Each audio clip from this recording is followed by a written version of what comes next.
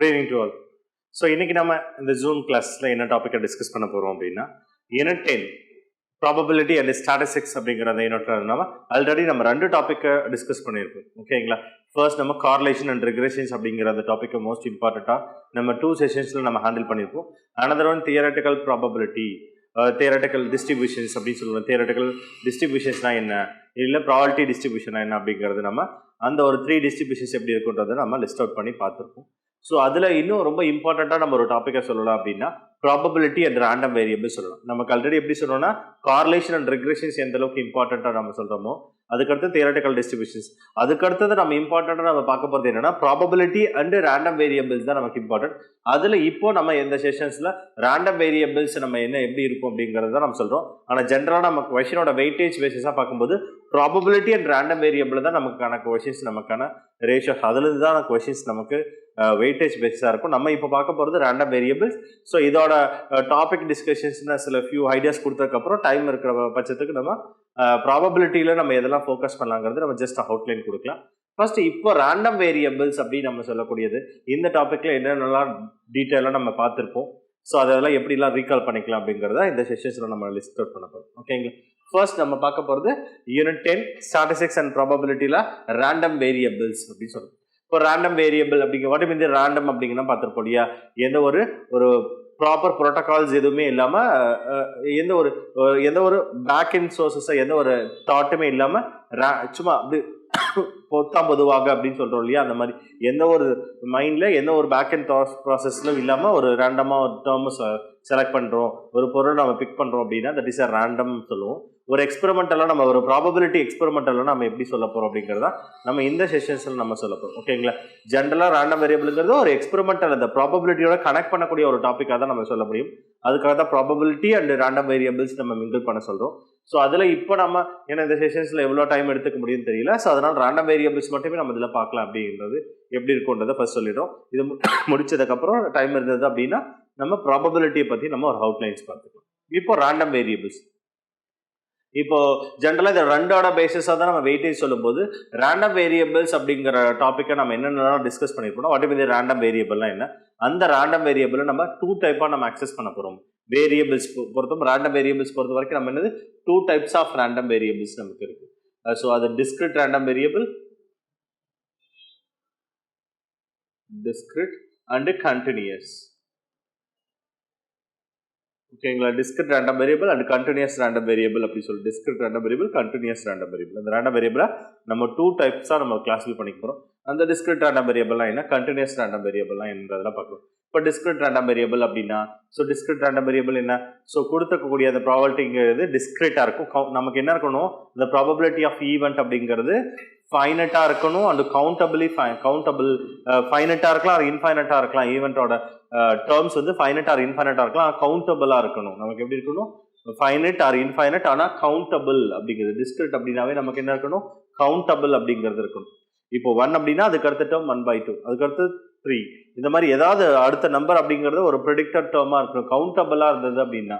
இப்போ for example இதுவே real number லைனில் பார்த்தோம்னா 1க்கு அடுத்தது அதுக்கு அடுத்த ரியல் நம்பர் லைனில் என்ன நம்பர் இருக்கும் அப்படின்னா நம்மளால் ப்ரெடிக்ட் பண்ண முடியாது. ஏன்னா அந்த ரியல் நம்பர் லைனில் ரேஷனல் நம்பர் இர்ரேஷனல் நம்பர் ரெண்டுமே மிங்கிள் ஆகிறதுனால இர்ரேஷனல் நம்பர் நம்மளால் ப்ரெடிக்ட் பண்ண முடியாதுங்கிறனால அப்போ கண்டினியூஸாக நம்ம சொல்லலாம். அது கவுண்டபிளாக இல்லை அப்படின்னா அந்த நம்பர் கண்டினியூஸ் ப்ராப்பராக இது கவுண்டபிள், ஃபைனட் ஆர் இன்ஃபைனட்டாக இருந்தாலும் கவுண்டபிளாக இருக்கணும்.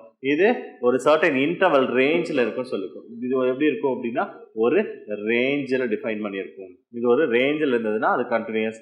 ஒரு சர்டன் டேர்ம் அது கவுண்டபிளாக இருந்தது அப்படின்னா கவுண்டபிள் அப்படின்னா நம்ம அதை சொல்ல போகிறோம். ஓகேங்களா? ஸோ அதை டிஸ்கிரிட் ரேண்டம் வேரியபிள் இதுதான் நம்ம ப்ராப்பர் டெஃபினிஷன்.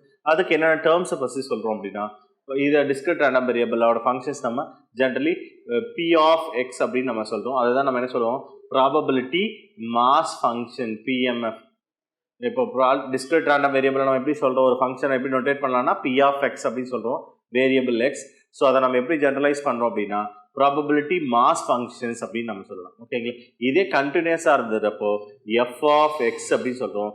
F of Xங்கிறது ப்ராபபிலிட்டி டென்சிட்டி ஃபங்க்ஷன்ஸ் அப்படின்னு சொல்லுவோம். ப்ராபபிலிட்டி டென்சிட்டி ஃபங்க்ஷன் அப்படின்னு சொல்கிறோம். ஸோ அப்போ டிஸ்கிரிட்னா என்ன, கண்டினியூஸ்னா என்ன சொல்ல போகிறோம். டிஸ்கிரிட்டில் பி ஆஃப் எக்ஸுங்கிறது ப்ராபபிலிட்டி மாஸ் ஃபங்க்ஷன் சொல்கிறோம்.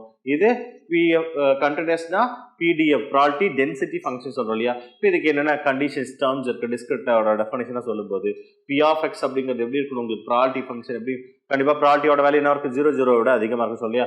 அப்போது பி ஆஃப் எக்ஸுங்கிறது கிரேட்டர் ஆர் ஈக்குவல் டு 0வாக இருக்கும். அது நமக்கு ஆல்ரெடி தெரிஞ்ச விஷயம் தான். ஆனால் இன்னொரு விஷயம் என்ன சொல்லியிருப்போம்னா sum of the probability sum of the total probability அப்படிங்கிறது ஒரு ஈவெண்ட் அக்கர்டாக இருக்கும் நாட் அக்கர்டு சேர்ந்தா என்னவா தான் இருக்கும் உங்களுக்கு, டோட்டல் ப்ராபபிலிட்டி இஸ் 1 அப்படின்னு சொல்கிறோம். அந்த மாதிரி எத்தனை ப்ராபபிலிட்டி ஈவெண்ட்டாக ஸ்பிளிட் அப் பண்ணாலும் சம் ஆஃப் த ப்ராபபிலிட்டி ஈவெண்ட்டுங்கிறது என்னவா இருக்கணும் உங்களுக்கு, 1ஆக இருந்ததுன்னா தட் இஸ் டிஸ்கிரிட் கணக்கு. இந்த ரெண்டு கண்டிஷன் ஞாபகம் வச்சுக்கோங்க. ஃபர்ஸ்ட் கண்டிஷன் எப்படி இருக்கணும், P of X is greater or equal to 0வாக இருக்கணும். அண்ட் செகண்ட் கண்டிஷன் டிஸ்கிரிட்டாக இருக்கிறதுக்கு summation of i is equal to 1 to n, that is xi p of xi which is equal to 1 அப்படிங்கிறதா discrete random வேரியபிளுக்கான conditions. ஒரு probability function கொடுத்தா கண்டிப்பாக அது எப்படி இருக்கணும், கிரேட்டர் ஆர் ஈக்குவல் டு 0வாக இருக்கணும். அந்த total sum of the probability என்னவா இருக்கணும், 1ஆக இருந்ததுன்னா அது டிஸ்கிரிட் ரேண்டம் வேரியபிள் அப்படின்னு சொல்லுவோம். அதே கண்டினியூஸ் ரேண்டம் வேரியபிளாக இருந்ததுன்னா அதுக்கும் அதே மாதிரி அந்த ரெண்டு கண்டிஷன்ஸ் டென்சிட்டி ஃபங்க்ஷனை வச்சு சொல்லும்போது எஃப் ஆஃப் எக்ஸ் அப்படிங்கிறது என்னவா இருக்கணும், function is greater or equal to 0வாக இருக்கணும். அந்த செகண்ட் கண்டிஷன் எஃப் ஆஃப் எக்ஸுங்கிறது என்னவா இருக்கணும், இன்டகிரபிள் ஃபங்க்ஷனாக இருக்கணும். F of X is a integrable ஃபங்க்ஷனாக இருக்கணும். And integral over -∞ to +∞ F of X dx is equal to 1ஆக இருக்கணும். இதில் எக்ஸோட ரேஞ்சஸ் அப்படின்னா எக்ஸோட ரேஞ்சஸ் என்னவா இருக்கும் உங்களுக்கு, எக்ஸ் பிலாங்ஸ் டு -∞, +∞. ஏன்னா ரியல் நம்பர் லைன் இல்லையா, அது open interval not close. X belongs to -∞ to +∞ அப்படிங்கிறத இதோட ரேஞ்ச் எக்ஸ் இந்த ரியல் லைன்லேயே இருக்குது அப்படின்னு சொல்லுவோம். ஏன்னா ஒரு சர்டன் இன்டர்வலை சொல்கிறோம், அது ரேஷனல் இரேஷனல் நம்ம கனெக்ட் பண்ணும்போது நம்ம சொல்ல முடியும். இதுதான் டிஸ்கிரிட் அண்ட் கண்டினியூஸ் ரேண்டம் வேரியபிளுக்கான டெஃபினேஷன் நம்ம சொல்கிறோம். டிஸ்கிரிட்டாக இருந்தால் எப்படி இருக்கணும், P of X is greater or equal 0வாக இருக்கணும். Sum of the probability summation of i is equal to 1 to n p of xi is equal to 1 இருந்தது அப்படின்னா that is called the probability distribution. Random variable discrete type of random variable சொல்லலாம். இதே கண்டினியூஸாக இருந்ததுன்னா probability density functions F of X is greater or equal 0வாக இருக்கணும். And F of X எப்படி இருக்கும், இன்டகிரபிள் ஃபங்க்ஷனை இன்டகிரேட் பண்ணக்கூடிய லெவலில் அந்த ஃபங்க்ஷன் இருக்கணும். அண்ட் ஆல்சோ எப்படி இருக்கணும், தென் அந்த ஃபங்க்ஷனோட வேல்யூ என்னவா இருக்கணும் பாருங்க, then integral over -∞ to +∞ F of X டிஎக்ஸோட வேல்யூ என்னவா இருக்கணும், 1ஆக இருந்ததுன்னா இதுதான் நம்ம கண்டினியூஸ் ரேண்டம் வேரியபிள்ஸ் அப்படி சொல்லுவோம். இதுதான் ரேண்டம் வேரியபிளுக்கான பேஸ் டெஃபினேஷனாக நம்ம கொடுத்துருக்கோம். இதை மட்டும் நீங்கள் ரீகால் பண்ணிக்கோங்க. ஸோ கவனிச்சுக்கோங்க, இந்த கண்டிஷன்ஸ் ப்ரீவியஸ் டிஆர்பியில் ஒரு 2 times கேட்டிருக்காங்க. 2013 and 12 to 13 அந்த இயர்லையும் 15 டிஆர்பிலையும் இந்த ஸ்டேட்மெண்ட் நமக்கு கொஷினை நமக்கு கேட்டிருக்காங்க. ஓகேங்களா, டிஆர்பியில் கேட்ட கொஷின்ஸ் நல்லா பார்த்துக்கோங்க. பிஜிடிஆர்பியில் 2 time கேட்ட கொஷின் கண்டினியூஸ் ரேண்டம் வேரியபிளாக இருக்கும்போது அதோட functions density function F of எக்ஸ்ங்கிறது எப்படி இருக்கணும், கிரேட்டர் ஆர் ஈக்குவல் 0 இருக்கணும். அப்போ எக்ஸோட ரேஞ்சஸ் என்னவா இருக்கணும் நீங்கள் பேரலி பார்த்துக்கணும். எக்ஸோட ரேஞ்சஸ் என்னவா இருக்கணும், கண்டினியூஸ்னாவே ஒரு சர்டன் இன்டர்வல் இருக்கிறப்போ அந்த இன்டர்வல் எதுக்குள்ள இருக்கலாம், ரியல் லைனில் எந்த இன்டர்வல் வேணாலும் அவங்க பிட் பண்ணியிருக்கலாம். -1 to 10 இருக்கலாம், இல்லை 1 to 10 இருக்கலாம், 20 to 30, இல்லை -2 to +2, இந்த மாதிரி என்ன வேல்யூஸ் வேணாலும் இருக்கலாம். அட் த ரியல் லைனில் எந்த வேல்யூ வேணாலும் ஒரு இன்டர்வலை பிட் பண்ணிட்டோம் அப்படின்னா தட் இஸ் அது கண்டினியூஸ் ரேண்டம் வேரியபிள் அப்படின்னு சொல்லுவோம். ஓகேங்களா, இப்போ டிஸ்கிரிட் ரேண்டம் வேரியபிள் என்ன தெரியுது, கண்டினியூஸ் ரேண்டம் வேரியபிள் நம்ம என்ன பார்த்துட்டோம் இல்லையா. நெக்ஸ்ட் டிஸ்ட்ரிபியூஷன் ஃபங்க்ஷன்ஸ் அப்படின்னு நம்ம சொல்லுவோம். டிஸ்ட்ரிபியூஷன் ஃபங்க்ஷன்லேருந்து ப்ரீவியஸ் டிஆர்பிலேருந்து கொஷின்ஸ் இதெல்லாமே நமக்கு இம்பார்ட்டண்ட்டாக இருக்குது. அந்த 4 பாயிண்ட்டுமே தெரிஞ்சுக்கோங்க. It's very important points. இதெல்லாம் ப்ரீவியஸ் இயர்ஸ்லேருந்து கேட்ட கொஷின்ஸாக நம்ம பார்க்கணும். ஓகேங்களா, இதெல்லாம் ப்ரீவியஸ் பிஜிடிஆர்பியில் கேட்ட கொஷின்ஸ். இதெல்லாம் ரிப்பீட்டடாக ஒரு 2 to 3 இயர்ஸ்ல இந்த கண்டென்ட்லேருந்து மட்டுமே நமக்கான கொஷின்ஸ் வருது. ஸோ நெக்ஸ்ட் இதுலேருந்து நம்ம என்ன பார்க்க போகிறோம் அப்படின்னா ப்ராபபிலிட்டி ஃபங்க்ஷன்ஸை வச்சு நம்ம என்ன பண்ண முடியும்னா டென்சிட்டி ஃபங்க்ஷன்ஸை டிஃபைன் பண்ண முடியும்ன்றதுனால அதுக்கடுத்து என்ன பார்க்க போகிறோம்னா டிஸ்ட்ரிபியூஷன் ஃபங்க்ஷன்ஸ் நம்ம பார்க்க போகிறோம். நெக்ஸ்ட் நம்ம பார்க்க போகிறது distribution function probability distribution function சொல்லலாம், ஆர் வெறுமனே டிஸ்ட்ரிபியூஷன் ஃபங்க்ஷன்ஸ் அப்படின்னு சொல்லலாம். டிஸ்ட்ரிபியூஷன் ஃபங்க்ஷனுக்கான நோட்டேஷன் என்ன சொல்லுவோம், கேபிட்டல் எஃப் ஆஃப் எக்ஸ் அப்படிங்கிறது தான் டிஸ்ட்ரிபியூஷன் ஃபங்க்ஷன்ஸ். ஸோ இதை நம்ம என்ன சொல்லலாம்னா கவனிங்க, கொடுத்துருக்க ஃபங்க்ஷன்ஸ் கொடுத்துருக்கக்கூடிய வேரியபிள் வந்து சிங்கிள் டேர்ம் வேரியபிளாக இருக்கும்போது நம்ம என்ன பண்ணலாம்னா எக்ஸ் மட்டும் தானே variable, that is df divided by dx. இந்த கொடுத்துருக்க ஃபங்க்ஷன்ஸை என்ன பண்ண போகிறோம், எக்ஸை பொறுத்து ரெப்ரசன்ட் பண்ணும்போது நமக்கு கிடைக்கிறது என்னவா கிடைச்சிருக்கும் உங்களுக்கு அந்த ஃபங்க்ஷன்ஸ் நமக்கு என்ன இருக்கும் கொடுத்துருக்க அந்த ஃபங்க்ஷனை டிஃபரன்ஷியேட் பண்ணால் தட் இஸ் எஃப் ஆஃப் எக்ஸுங்கிற டென்சிட்டி ஃபங்க்ஷன் கிடைச்சிருக்கும். அதுதான் நம்ம ஷார்ட்டாக எப்படி சொல்லியிருப்போம் அப்படின்னா that is F of X is equal to capital F dash of X அப்படின்னு நம்ம சொல்லியிருப்போம். அதுதான் சொல்லுவோம் டி டிவைட் பை டிஎக்ஸ் தான் நம்ம எஃப் டேஷ் ஆஃப் எக்ஸ் சொல்கிறோம். ஒரு வேளை கொடுத்துருக்கக்கூடிய ஒரு function continuous type of random வேரியபிளுக்கு டிஸ்ட்ரிபியூஷன் ஃபங்க்ஷனை கொடுத்துட்டு டென்சிட்டி ஃபங்க்ஷனை கேட்டு சொன்னாலும் சரி, டென்சிட்டி ஃபங்க்ஷனை கொடுத்துட்டு property mass function sorry density ஃபங்க்ஷனை கொடுத்துட்டு டிஸ்ட்ரிபியூஷன் ஃபங்க்ஷன் கேட்டாலும் ஈஸியாக நம்ம டிஸ்ட்ரிபியூஷன் ஃபங்க்ஷன்ஸ் அப்படிங்கிறப்ப என்னது கேபிட்டல் எஃப் ஆஃப் எக்ஸ்ன்னு சொல்கிறோம். அந்த எஃப் ஆஃப் எக்ஸை ஒரு டைம் டிஃபரன்ஷியேட் பண்ணிட்டோம் அப்படின்னா அந்த வேல்யூவை தான் நம்ம என்ன சொல்லணும்னா அந்த ப்ராபபிலிட்டி டென்சிட்டி ஃபங்க்ஷன் நமக்கு கிடைச்சிருக்கும். கொடுத்துருக்க அந்த எஃப் ஆஃப் எக்ஸை ஒரு டைம் எக்ஸை பொறுத்து டிஃபரன்ஷியேட் பண்ணோம்னா கிடைக்கக்கூடிய வேல்யூ என்ன சொல்லலாம் ஸ்மால் எஃப் ஆஃப் எக்ஸ் சொல்லலாம். இந்த ஸ்மால் எஃப் ஆஃப் எக்ஸுங்கிறது என்னது கண்டினியூஸ் டிஸ்ட்ரிபியூஷனில் பிடிஎஃப் ப்ராபர்ட்டி டென்சிட்டி ஃபங்க்ஷன் நம்ம அதை சொல்லலாம். ஓகேங்களா? It's very important one. இதை ஞாபகம் வச்சுக்கோங்க. இதை பேஸ் பண்ணி ப்ரீவியஸ் டிஆர்பிலேருந்து கொஸ்டின்ஸ் நமக்கு கேட்டிருக்காங்க. ஓகேங்களா? இதை ஞாபகம் வச்சுக்கோங்க. இதை பேஸ் பண்ணக்கூடிய ப்ராப்பர்ட்டிஸ் மோஸ்ட் இம்பார்ட்டன்ட். இந்த ப்ராப்பர்ட்டியிலேருந்து மட்டுமே ஒரு 3 to 5 ப்ராப்பர்ட்டிஸ் நம்ம லிஸ்ட் அவுட் பண்ணி கொடுத்துருப்போம். இந்த 5 ப்ராப்பர்ட்டியுமே நமக்கு டிஆர்பிஸில் ரிப்பீட்டடாக கேட்குற ஒரு கொஸ்டின்ஸாக ஒரு 3 ப்ராப்பர்ட்டிஸ் ரிப்பீட்டடாக கேட்டுட்ருக்காங்க. அந்த ப்ராப்பர்ட்டி என்ன அப்படின்னா இந்த டிஸ்ட்ரிபியூஷன் ஃபங்க்ஷனோட ரேஞ்ச் என்னன்னு கேட்டிருப்பாங்க. இந்த டிஸ்ட்ரிபியூஷன் ஃபங்க்ஷனோட ரேஞ்ச் என்ன சொல்லலாம் அப்படின்னா that is F of x. F of x தான் டிஸ்ட்ரிபியூஷன் ஃபங்க்ஷன். இந்த ஃபங்க்ஷனோட ரேஞ்ச் என்னன்னா 0 is less than or equal to 1. 0 f of x less than or equal to less than 1. 0 less than or equal to f of x less than or equal to 1 அப்படிங்கிறதா property distributions or distribution ஃபங்க்ஷனோட range. That is இதை நம்ம எப்படி சொல்லலாம் அப்படின்னா that is F of எக்ஸோட ranges தான் நமக்கு தெரியும் இல்லையா. எக்ஸ் பிலாங்ஸ் டு என்ன சொல்லியிருக்கோம் -∞ to +∞ தெரியும் இல்லையா. அப்போ எஃப் ஆஃப் -∞ to அதோட வேல்யூ என்னவா இருக்கும் 0ல ஸ்டார்ட் ஆகி அண்டு எஃப் ஆஃப் +∞ வேல்யூ எது இருக்கணும் அப்படின்னா +1 வரைக்கும் லை ஆகும். இதுதான் இந்த கண்டிஷன்ஸ் நம்ம கொடுத்துருப்போம். அண்ட் தேர்ட் ஒன் ஓகேங்களா. இந்த ப்ராப்பர்ட்டி மட்டுமே ஒரு 2 to 3 டைம்ஸ் பிஜிடிஆர்பியில் கேட்ட கொஸ்டின்ஸ். இந்த ஃபர்ஸ்ட் ப்ராப்பர்ட்டி டிஸ்ட்ரிபியூஷன் ஃபங்க்ஷன்ஸோட ரேஞ்ச் அப்படின்னு நம்ம கேட்குறப்போ பவுண்டரி லிமிட்ஸ் அப்படின்னு கேட்கும்போது ரேஞ்ச் என்ன சொல்லலாம் 0 less than or equal to f of x less than or equal to 1. இது மட்டுமே ஒரு பிஜிடிஆர்பியில் ஒரு 2 to 3 டைம்ஸ் நமக்கு ஒரு கேட்ட ரிப்பீட்டட் கொஸ்டினாகவும் பார்க்கலாம். அண்ட் இந்த தேர்ட் பாயிண்ட்டும் நமக்கு இந்த பாயிண்ட் இதோட கனெக்ட் பண்ணக்கூடிய ஒரு பாயிண்ட்டை ஞாபகம் வச்சுக்கோங்க. ரியல் லைன் அதில் மினிமம் ரேஞ்ச் என்ன மேக்ஸிமம் ரேஞ்சஸ் என்னங்கிறது அதுக்கான எக்ஸோட பவுண்டரி வச்சு நம்ம இந்த இடத்துல எக்ஸ்பிளைன் பண்ணோம். ஸோ இந்த மாதிரி கேட்டாலும் கேட்கறதுக்கு பாசிபிள் இருக்கு. நெக்ஸ்ட் எஃப் ஆஃப் எக்ஸோட நேச்சர் ஆஃப் த ஃபங்க்ஷன் எப்படி இருக்கணும்னா நான் டிக்ரீசிங் ஃபங்க்ஷனாக இருக்கும். எப்படி இருக்கும் உங்களுக்கு நான் டிக்ரீசிங் ஃபங்க்ஷன்ஸ். அப்போ இன்க்ரீஸ்ன்னு சொல்லிடலாமான்னா கிடையாது. அப்போ அதாவது நான் டிக்ரீஸிங்கும் இன்க்ரீஸுக்கும் வித்தியாசம் இருக்குது. டிக்ரீசிங் அப்படின்னா குறைச்சிட்டே போகுது, நான் டிக்ரீசிங் அப்படின்னா ஏறிட்டே போகுதுன்னு அர்த்தம் இல்லை. ஏதாவது ஸ்டாக்னேட் ஆகிட்டு கூட ஏறலாம், அது கம்பேக் வராது. அந்த இடத்துல ஒரு இம்ப்ரூவ்மெண்ட்டே இல்லாமல் சைடில் இருந்துட்டு திரும்பவும் அகெயின் இன்க்ரீசஸ் ஆகிறது தான் நான் டிக்ரீசிங். அப்போ கொடுக்கக்கூடிய டிஸ்ட்ரிபியூஷன் ஃபங்க்ஷன் அப்படிங்கிறது ஒரு நான் டிக்ரீசிங் ஃபங்க்ஷன். இது ஒரு இம்பார்ட்டன்ட் பாயிண்ட்டாக நம்ம சொல்லலாம். இது ஒரு இம்பார்ட்டன்ட் பாயிண்ட். நெக்ஸ்ட் அடுத்த பாயிண்ட்டாக நம்ம என்ன சொல்லலாம், இந்த டிஸ்ட்ரிபியூஷன் ஃபங்க்ஷனோட நமக்கு ப்ராபர்ட்டியோட எப்படி கால்குலேட் பண்ணலாம். That is range property of a less than or equal to x less than or equal to b இருந்தது அப்படின்னா இதை நம்ம என்ன சொல்லலாம் f of b minus f of a அப்படின்னு சொல்றோம் இல்லையா. இது ஒரு repeated property.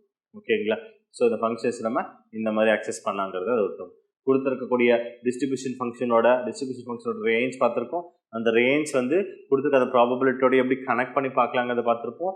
F of x அப்படிங்கிறது ஒரு நான் டிக்ரீசிங் ஃபங்க்ஷன் அப்படின்னு நம்ம சொல்லலாம்.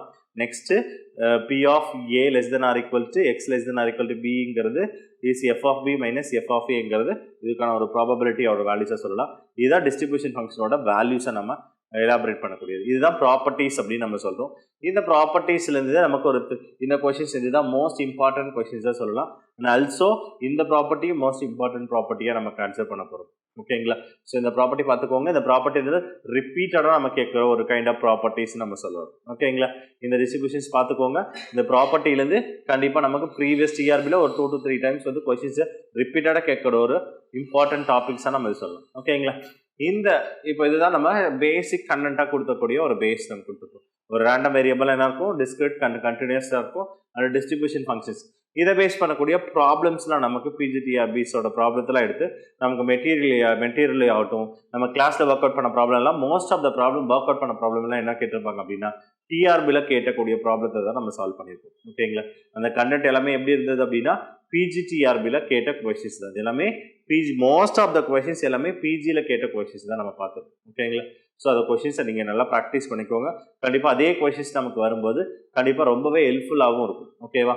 அந்த வகையில் ரேண்டம் வேரியபிள்ஸ் இம்பார்ட்டண்ட்டாக இருக்கும். அந்த ரேண்டம் வேரியபிள் அதோட கண்டினியூவேஷன்ஸ் நம்ம என்ன பார்க்கலாம் அப்படின்னா இந்த ரேண்டம் வேரியபிள் ஆக்சஸ் பண்ணுறதுக்கான ஒரு பெராமீட்டர்ஸ், அதாவது ஒரு ஆப்ரேட்டர் சிஸ்டம் அப்படிங்கிறது ஒரு மேத்தமெட்டிக்கல் எக்ஸ்பெக்டேஷன்ஸ் அப்படிங்கிற ஒரு டூலை நம்ம யூஸ் பண்ணுறோம்.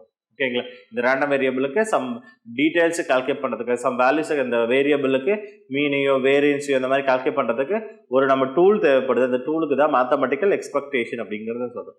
இந்த டூலுக்கு பேர் தான் மேத்தமெட்டிக்கல்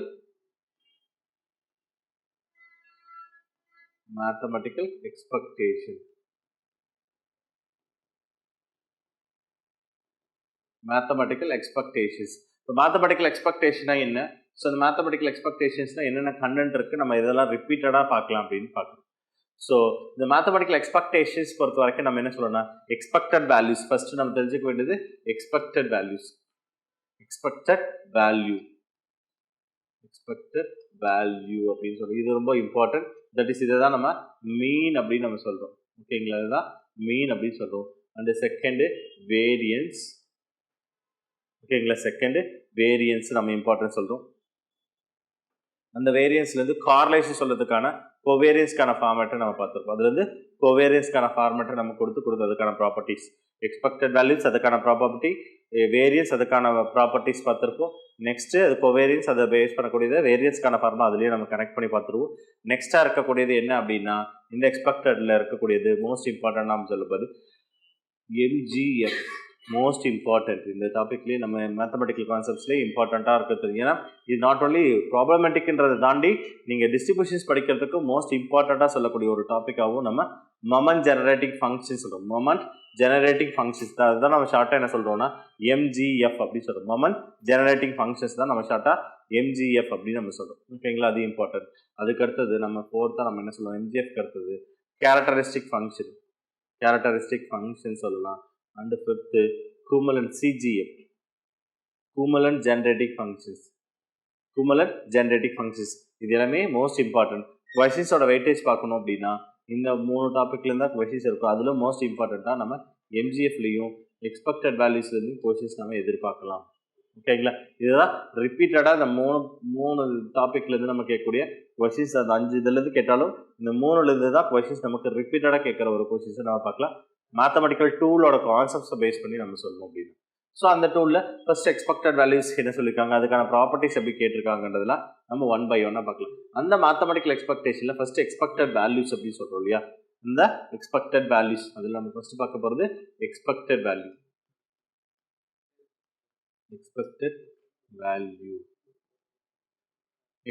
வேல்யூ தான். தட் இஸ் மீன் அப்படின்னு சொல்கிறோம். ஒரு மீன் அப்படின்னு சொல்கிறோம். இந்த எக்ஸ்பெக்டட் வேல்யூ ஒரு கொடுத்துருக்கக்கூடிய டீட்டெயிலுக்கு நம்ம எப்படி எக்ஸ்பெக்டட் வேல்யூஸை கால்குலேட் பண்ணலாம். ஸோ இதற்கான ப்ராப்பர்ட்டிஸ் மோஸ்ட் இம்பார்ட்டன்டாக நம்ம சொல்லக்கூடிய ப்ராப்பர்ட்டிஸ் அப்படிங்கிறப்போ என்னென்ன ப்ராப்பர்ட்டியில் அதிகமாக ரிப்பீட்டடாக யூஸ் பண்ணக்கூடிய டேர்ம்ஸ் அப்படின்னு பார்க்கலாம். ஒரு கான்செப்ட் ஆஃப் எக்ஸ்பெக்டேஷன் எடுத்துட்டோம் அப்படின்னா எகெயின் அந்த கான்செப்டே கிடைக்கும். ஓகேங்களா? அப்போ expectation of the constant is equal to constant. ஞாபகம் வச்சுக்கோங்க, ஒரு கான்செப்ட் ஆஃப் எக்ஸ்பெக்டேஷன் எடுத்தால் கான்ஸ்டன்ட்டாக கிடைக்கும். அந்த கான்செப்ட்டுங்கிறது எது வரைக்கும் தான் நமக்கு சஸ்டெயின் ஆகுதுன்னு தெரியாததுனால ஜென்ரல் அந்த கான்செப்ட் சொல்கிறோம். ஒருவேளை அந்த கான்செப்ட் அதே சேம் கான்செப்டாக இருக்கணும்னு அவசியம் இல்லை. ஃபார் எக்ஸாம்பிள் எக்ஸ்பெக்டேஷன் ஆஃப் 5ங்கிறது அதுவும் 5ஆக இருக்கணும் இல்லை, 5 நம்பர் ஆஃப் 5 டைம் ஆட் பண்ணோம் அப்படின்னா 5 தான் நம்ம எழுத போகிறோம். அந்த கான்செப்ட் டேர்ம்ஸ் 5 தட் இஸ் 5 அப்படின்றோம் இல்லையா? அப்போ எகெயின் ஒரு எக்ஸ்பெக்டேஷன் எடுத்தால் அகெயின் ஒரு கான்செப்ட் நமக்கு எக்ஸ்பெக்டேஷன் எடுக்கும்போது அகெயின் ஒரு கான்செப்டாக கிடைக்குமே தடி அதே சேம் கான்செப்டாக இருக்கணுங்கிற அவசியம் கிடையாது. ஏன் அப்படின்னா இதோட இந்த கொடுக்கக்கூடிய அந்த ரேண்டம் வேரியபிளுங்கிறது ஃபைனல் நம்பர் ஆஃப் ரேண்டம் வேரியபிளாக கொடுத்து அதில் அந்த கால்குலேட் பண்ண சொல்ல மாதிரி இருந்ததுன்னா கண்டிப்பாக அது நமக்கு அந்த கான்செப்ட்டுக்கு வேரியா இருக்குன்றது கிளியர் கட்டாக தெரிஞ்சிருக்கும். மோஸ்ட் ஆஃப் த டைம் வேரியா நம்ம அதை பற்றியே பேச போகிறதில்ல. ஜஸ்ட் ஒரு கான்செப்டை நம்ம எக்ஸ்பெக்டேஷன் எடுக்கிறப்ப என்னவா இருக்கும் அப்படிங்கிறத நம்ம ஜென்ரலாக நம்ம படிச்சிருப்போம். செகண்ட் நெக்ஸ்ட் நம்ம என்ன சொல்லியிருப்போம், expectation of A X. That is expectation of A X அப்படின்னா that is A into expectation of X. கான்செப்டாக நம்ம வெளியேற்றலாம். மல்டிபிள் தானே இருக்குது அந்த கான்செப்ட் அப்படிங்கிறப்போ கான்ஸ்டன்ட் என்ன பண்ணிடலாம் ஐடியா வச்சுட்டு வேரியபிளுக்கு மட்டும் எக்ஸ்பெக்டேஷன் கால்குலேட் பண்ணுறது. ஓகேங்களா? நெக்ஸ்ட்டு அதுக்கடுத்து இம்பார்ட்டண்ட்டாக expectation of a x plus b r இருந்தது அப்படின்னு. Expectation of a x plus b r இருந்ததுன்னா நம்ம இது எப்படி எழுதலாம்? That is A into expectation of X plus b. ஓகேங்களா? எக்ஸ்பெக்டேஷன் ஆஃப் த கான்ஸ்டன்ட் என்ன சொல்லுவோம்? பி அப்படி சொல்லுவோம். ஸோ இந்த ப்ராப்பர்ட்டி மோஸ்ட் இம்பார்ட்டண்ட்டாக ப்ரீவியஸ் டிஆர்பியில் கேட்டுட்டு இருக்க ஒரு கொஷினாக பார்க்கலாம். அதை அப்ளை பண்ணக்கூடிய ப்ராப்ளமாக இருக்கும், இல்லை டைரக்ட் ப்ராப்பர்ட்டிஸும் கேட்டுகிட்டே இருக்க ஒரு கொஷினாக நம்ம சொல்லலாம். ஓகேங்களா? ஸோ இது நெக்ஸ்ட் இதுலேருந்து ரிமைனிங் ஒரு constant terms expectation of a x plus b whole thing divide by c r இருந்தது அப்படின்னா அது எப்படி எழுதலாம் பாருங்கள். அப்போது என்ன ஆகும் அப்படின்னா A by C expectation of X plus B by சிங்கிறது ஒரு கான்ஸ்டன்ட் டர்ம்ஸ்க்கு அப்ளை கூட ஒரு டேர்மாக இருக்கலாம். இல்லை A into expectation of X plus B அப்படிங்கிற டேர்ம் எழுதிட்டு டினாமினேட்டரில் சி அப்ளை பண்ணுறோம் இல்லையா? இந்த கான்செப்ட் காமன் டேர்மாகவும் நம்ம எடுத்துக்கலாம். ஓகேங்களா? இந்த டேர்மை 1/c into expectation of X plus c அப்படிங்கிற மாதிரியும் இதை டிஃபைன் பண்ணுவோம். எக்ஸ்பெக்டேஷன் ஆஃப் இந்த பி இந்த சிங்கிறது காமன் டேர்மை சொல்கிறோம் இல்லையா? அப்போ என்ன அர்த்தம்னா நியூமினேட்டருக்கு தனியாகவும் டினாமினேட்டருக்கு தனியாகவும் எக்ஸ்பெக்டேஷன்ஸோட ரூல்ஸ் அப்ளை பண்ணுறோம். கான்செப்ட் டேர்ம்ஸ்க்கு எக்ஸ்பெக்டேஷன் எடுத்தால் நான் கெயின் கான்செப்ட் அப்படின்னு சொல்லிட்டு அதனால அந்த கான்செப்ட் தூக்கி வெளியில் போட்டுரும். ரிமைனிங் இந்த கான்செப்ட்ஸை திரும்ப அப்ளை பண்ணி இதை தனியாக எடுத்துக்கிறோம். ஓகேங்களா? இந்த எல்லா கான்செப்டும் மெர்ஜ் பண்ணது தான் இந்த 4th கான்செப்ட்ஸாக நம்ம சொல்லலாம். இது ஓகேங்களா? இதை எக்ஸ்பெக்டட் இதில் சில ஸ்டாண்டர்டான தியரத்தை நம்ம சொல்லியிருக்கோம். For example additional theorem, multiplications theorem அப்படின்லாம் கொடுத்துருப்போம். ஸோ இதில் நமக்கு பிஜிடிஆர்பியில் ரிப்பீட்டடாக கேட்ட ஒரு கொஷின்ஸாக நம்ம பார்க்கலாம். ஓகேங்களா? இதே நம்ம ஆல்ரெடி இதில் நம்ம அடிஷ்னலாக ஜென்சன் இன்இக்வாலிட்டிஸ், ஓகேங்களா, அந்த டேர்ம்ஸ் ஆகட்டும், இதெல்லாமே நமக்கு மோஸ்ட் இம்பார்ட்டண்ட்டாக சொல்லக்கூடிய ஒரு டேர்ம். அடிஷ்னல் தியரம் ஃபஸ்ட்டு நம்ம பார்க்கும்போது அடிஷ்னல் தியரத்தை ஞாபகம் வச்சுக்கலாம். அடிஷ்னல் தியரம்னா நம்ம என்ன சொல்லியிருக்கோம்? அடிஷ்னல் தியரம் எக்ஸ்பெக்டேஷன் அடிஷ்னல் தியரம்னா that is expectation of x plus y which is equal to expectation of x plus y is equal to expectation of x plus expectation of y. If x and y are any random variable, ஞாபகம் வச்சுக்கோங்க, if x and y are any random variable ஞாபகம் வச்சுக்கோங்க. இதை திரும்ப confuse பண்ணிக்காதீங்க. இது எப்படிலாம் கொஸ்டின்ஸை நமக்கு ப்ரீவியஸ் இயர் டிஆர்பியில் எப்படி கேட்டிருக்காங்க அப்படின்னா which one is a correct statement, which one is incorrect statement, which one is correct statement அப்படின்னு நம்ம கொடுத்துட்டு எப்படி கேட்பாங்க அப்படின்னா 4 ஆப்ஷன்ஸ் கொடுத்துருவாங்க. அந்த ரேண்டம் வேரியபிள்ங்கிறது ஒருவேளை இண்டிபெண்டன்ட் ரேண்டம் வேரியபிளாக கொடுக்குறாங்களா இல்லை வெறும் ரேண்டம் வேரியபிளாக இருக்கா அப்படிங்கிற பேசிஸை நம்ம பார்க்கணும். ஒரு ஏழை கேட்கும்போது X and Y are independent random வேரியபிளை கொடுத்துட்டு இது ஒரு ஆப்ஷனாக கொடுத்துருந்தாங்க. நமக்கு கண்டிப்பாக இருக்கணும் இண்டிபெண்டன்ட் ரேண்டம் வேரியபிளாக இருக்கும்போது இது அவசியம் கிடையாது. நார்மல் ரேண்டம் வேரியபிளாக இருக்கும்போது இது என்னவா இருக்கணும்? அடிஷனல் தியரம் இஸ் எக்ஸிட் ஆகும் அப்படிங்கிறது ஞாபகம் வச்சுக்கோங்க. expectation of x plus y is equal to expectation of x plus expectation of y அப்படிங்கிறது நமக்கு இம்பார்ட்டன்ட். இது ப்ரீவியஸ் டிஆர்பி ஸ்டேட்மெண்ட் கொஸ்டின்ஸில் திரும்ப 2-3 டைம் கேட்ட ஒரு கொஸ்டினாக நம்ம பார்க்கலாம். ஓகேங்களா? அடுத்தது மல்டிப்ளிகேஷன்ஸ் தியரம் என்ன சொல்ல போகிறோம் அப்படின்னா that is expectation of xy is equal to expectation of x into expectation of y. இப்போ இந்த டேர்ம் மல்டிப்ளிகேஷன் தியரம் சொல்லும்போது இப்போ எப்படி இருக்கணும்? If X and Y are independent random வேரியபிளாக இருக்கணும். X and Y are independent random வேரியபிளாக இருக்கும்போது மட்டும்தான் இஸ் பாசிபிள். ஞாபகம் வச்சுக்கோங்க, இந்த ஸ்டேட்மெண்ட்டுக்கு வரும்போது independent random variable, additional theorem பொறுத்த வரைக்கும் இஸ் எனி ரேண்டம் வேரியபிள். இந்த ரெண்டு கிளாரிட்டியாக தெரிஞ்சுக்கோங்க. இந்த ஸ்டேட்மெண்ட்லேருந்து ப்ரீவியஸ் டிஆர்பிலேருந்து ரிப்பீட்டடாக ஒரு கொஸ்டின் ஸ்டேட்மெண்ட் கொஸ்டின்ஸில் நமக்கு ரிப்பீட்டடாக வந்துட்டு இருக்காங்க. ஸோ அதனால் இது கொஞ்சம் கிளியர் கட்டாக தெரிஞ்சுக்கோங்க. Expectation of X plus Y is equal to expectation of X plus expectation of ஒய்ங்கிறது any random variable. E of X ஒய்ங்கிறது E of X and E of ஒய்ங்கிறது இண்டிபெண்டன்ட் ரேண்டம் வேரியபிளுக்கு மட்டும் தான் எழுதணும் அப்படிங்கிறது கொஞ்சம் கிளாரிட்டி. அடிஷனல் தியரம் அண்ட் மல்டிப்ளிகேஷன்ஸ் தியரத்தை கொஞ்சம் டிஃபரன்ஷியேட் பண்ணி பார்த்துட்டிங்க அப்படின்னா ஈஸியாக ஞாபகம் வச்சுக்க முடியும். நெக்ஸ்ட் இதுலேருந்து நம்ம அட்வான்ஸாக சொல்கிறது ஜென்சன் இன்இக்வாலிட்டியை நம்ம ஃபியூ மினிட்ஸ்க்கு அப்புறம் அதை கண்டினியூ பண்ணிக்கலாம். நெக்ஸ்ட் நம்ம இந்த எக்ஸ்பெக்டட் வேல்யூவில் பார்த்துட்டு இருக்கோம் இல்லையா, இன்னும் சில ப்ராப்பர்ட்டிஸ் நம்ம இம்பார்ட்டண்ட்டாக பிஜியில் கேட்ட கொஷின்ஸை நம்ம பார்க்கணும் அப்படின்னா, ஸோ இதுவும் பிஜிடிஆர்பி, இதெல்லாம் பிஜிடிஆர்பியில் கேட்கக்கூடிய ரிப்பீட்டட் ஸ்டேட்மெண்ட் கொஷின்ஸில் பார்த்துட்டு இருக்கோம் இல்லையா. ஸோ இது மட்டும் இல்லாமல் சில தியரம்லாம் நம்ம பார்த்துருக்கோம். சில ஸ்டேட்மெண்ட் ஆஃப் ரிசல்ட்ஸாக நம்ம என்ன சொல்லியிருக்கோம் அப்படின்னா நம்ம எக்ஸ்பெக்டட் வேல்யூஸில் இன்னும் சில ப்ராப்பர்ட்டிஸ் நம்ம சொல்லணும் அப்படின்னா நம்ம அந்த ப்ராப்பர்ட்டிஸில் லிஸ்ட் அவுட் பண்ணியிருப்போம் ஜென்ரலாக எக்ஸ்பெக்டேஷன்ஸ் அதில் இன்னும் நிறைய ப்ராப்பர்ட்டிஸ் சொல்லணும் அப்படின்னா another term expectation of 1 by x கொடுத்துட்டு அந்த டேர்முங்கிறது எப்படி இருக்கும் அப்படின்னா that is 1 divided by expectation of x-க்கு அது ஈக்குவலாக இருக்குமானா கண்டிப்பாக அது இருக்காது. ஏன்னா கண்டிப்பாக அதோட கொடுத்துருக்கக்கூடிய வேரியபிளை ரெசிப்ரோக்கலாக எடுத்து எக்ஸ்பெக்டட் வேல்யூஸை கால்குலேட் பண்ணுறதும் கொடுக்கக்கூடிய அந்த ஒரு எக்ஸ்பெக்டட் வேல்யூக்கு ரெசிப்ரோக்கல் எடுக்கிற வேல்யூ கண்டிப்பாக எப்படி இருக்காது, உங்களுக்கு ஈக்குவலாக இருக்கிறதுக்கு பாசிபிள் இல்லை. கண்டிப்பாக எக்ஸ்பெக்டட் வேல்யூஸுங்கிறது ஒரு மேஜர் ஆஃப் வேல்யூஸ், அதுக்கு ரெசிப்ரோக்கலாக இருக்கும்போது கண்டிப்பாக என்ன இருக்கணும், அந்த அப்சர்வேஷனுக்கு கால்குலேட் பண்ணுறதை விட ரெண்டுமே எப்படி இருக்கும், இது ரெண்டுமே ஈக்குவலாக இருக்கிறதுக்கு பாசிபிள் இல்லை. ஆனால் அனதர் ஒன் ப்ராப்பர்ட்டிஸ், இது ஒரு இம்பார்ட்டன்ட் ப்ராப்பர்ட்டி, இதுவும் நமக்கு கேட்டிருக்காங்க.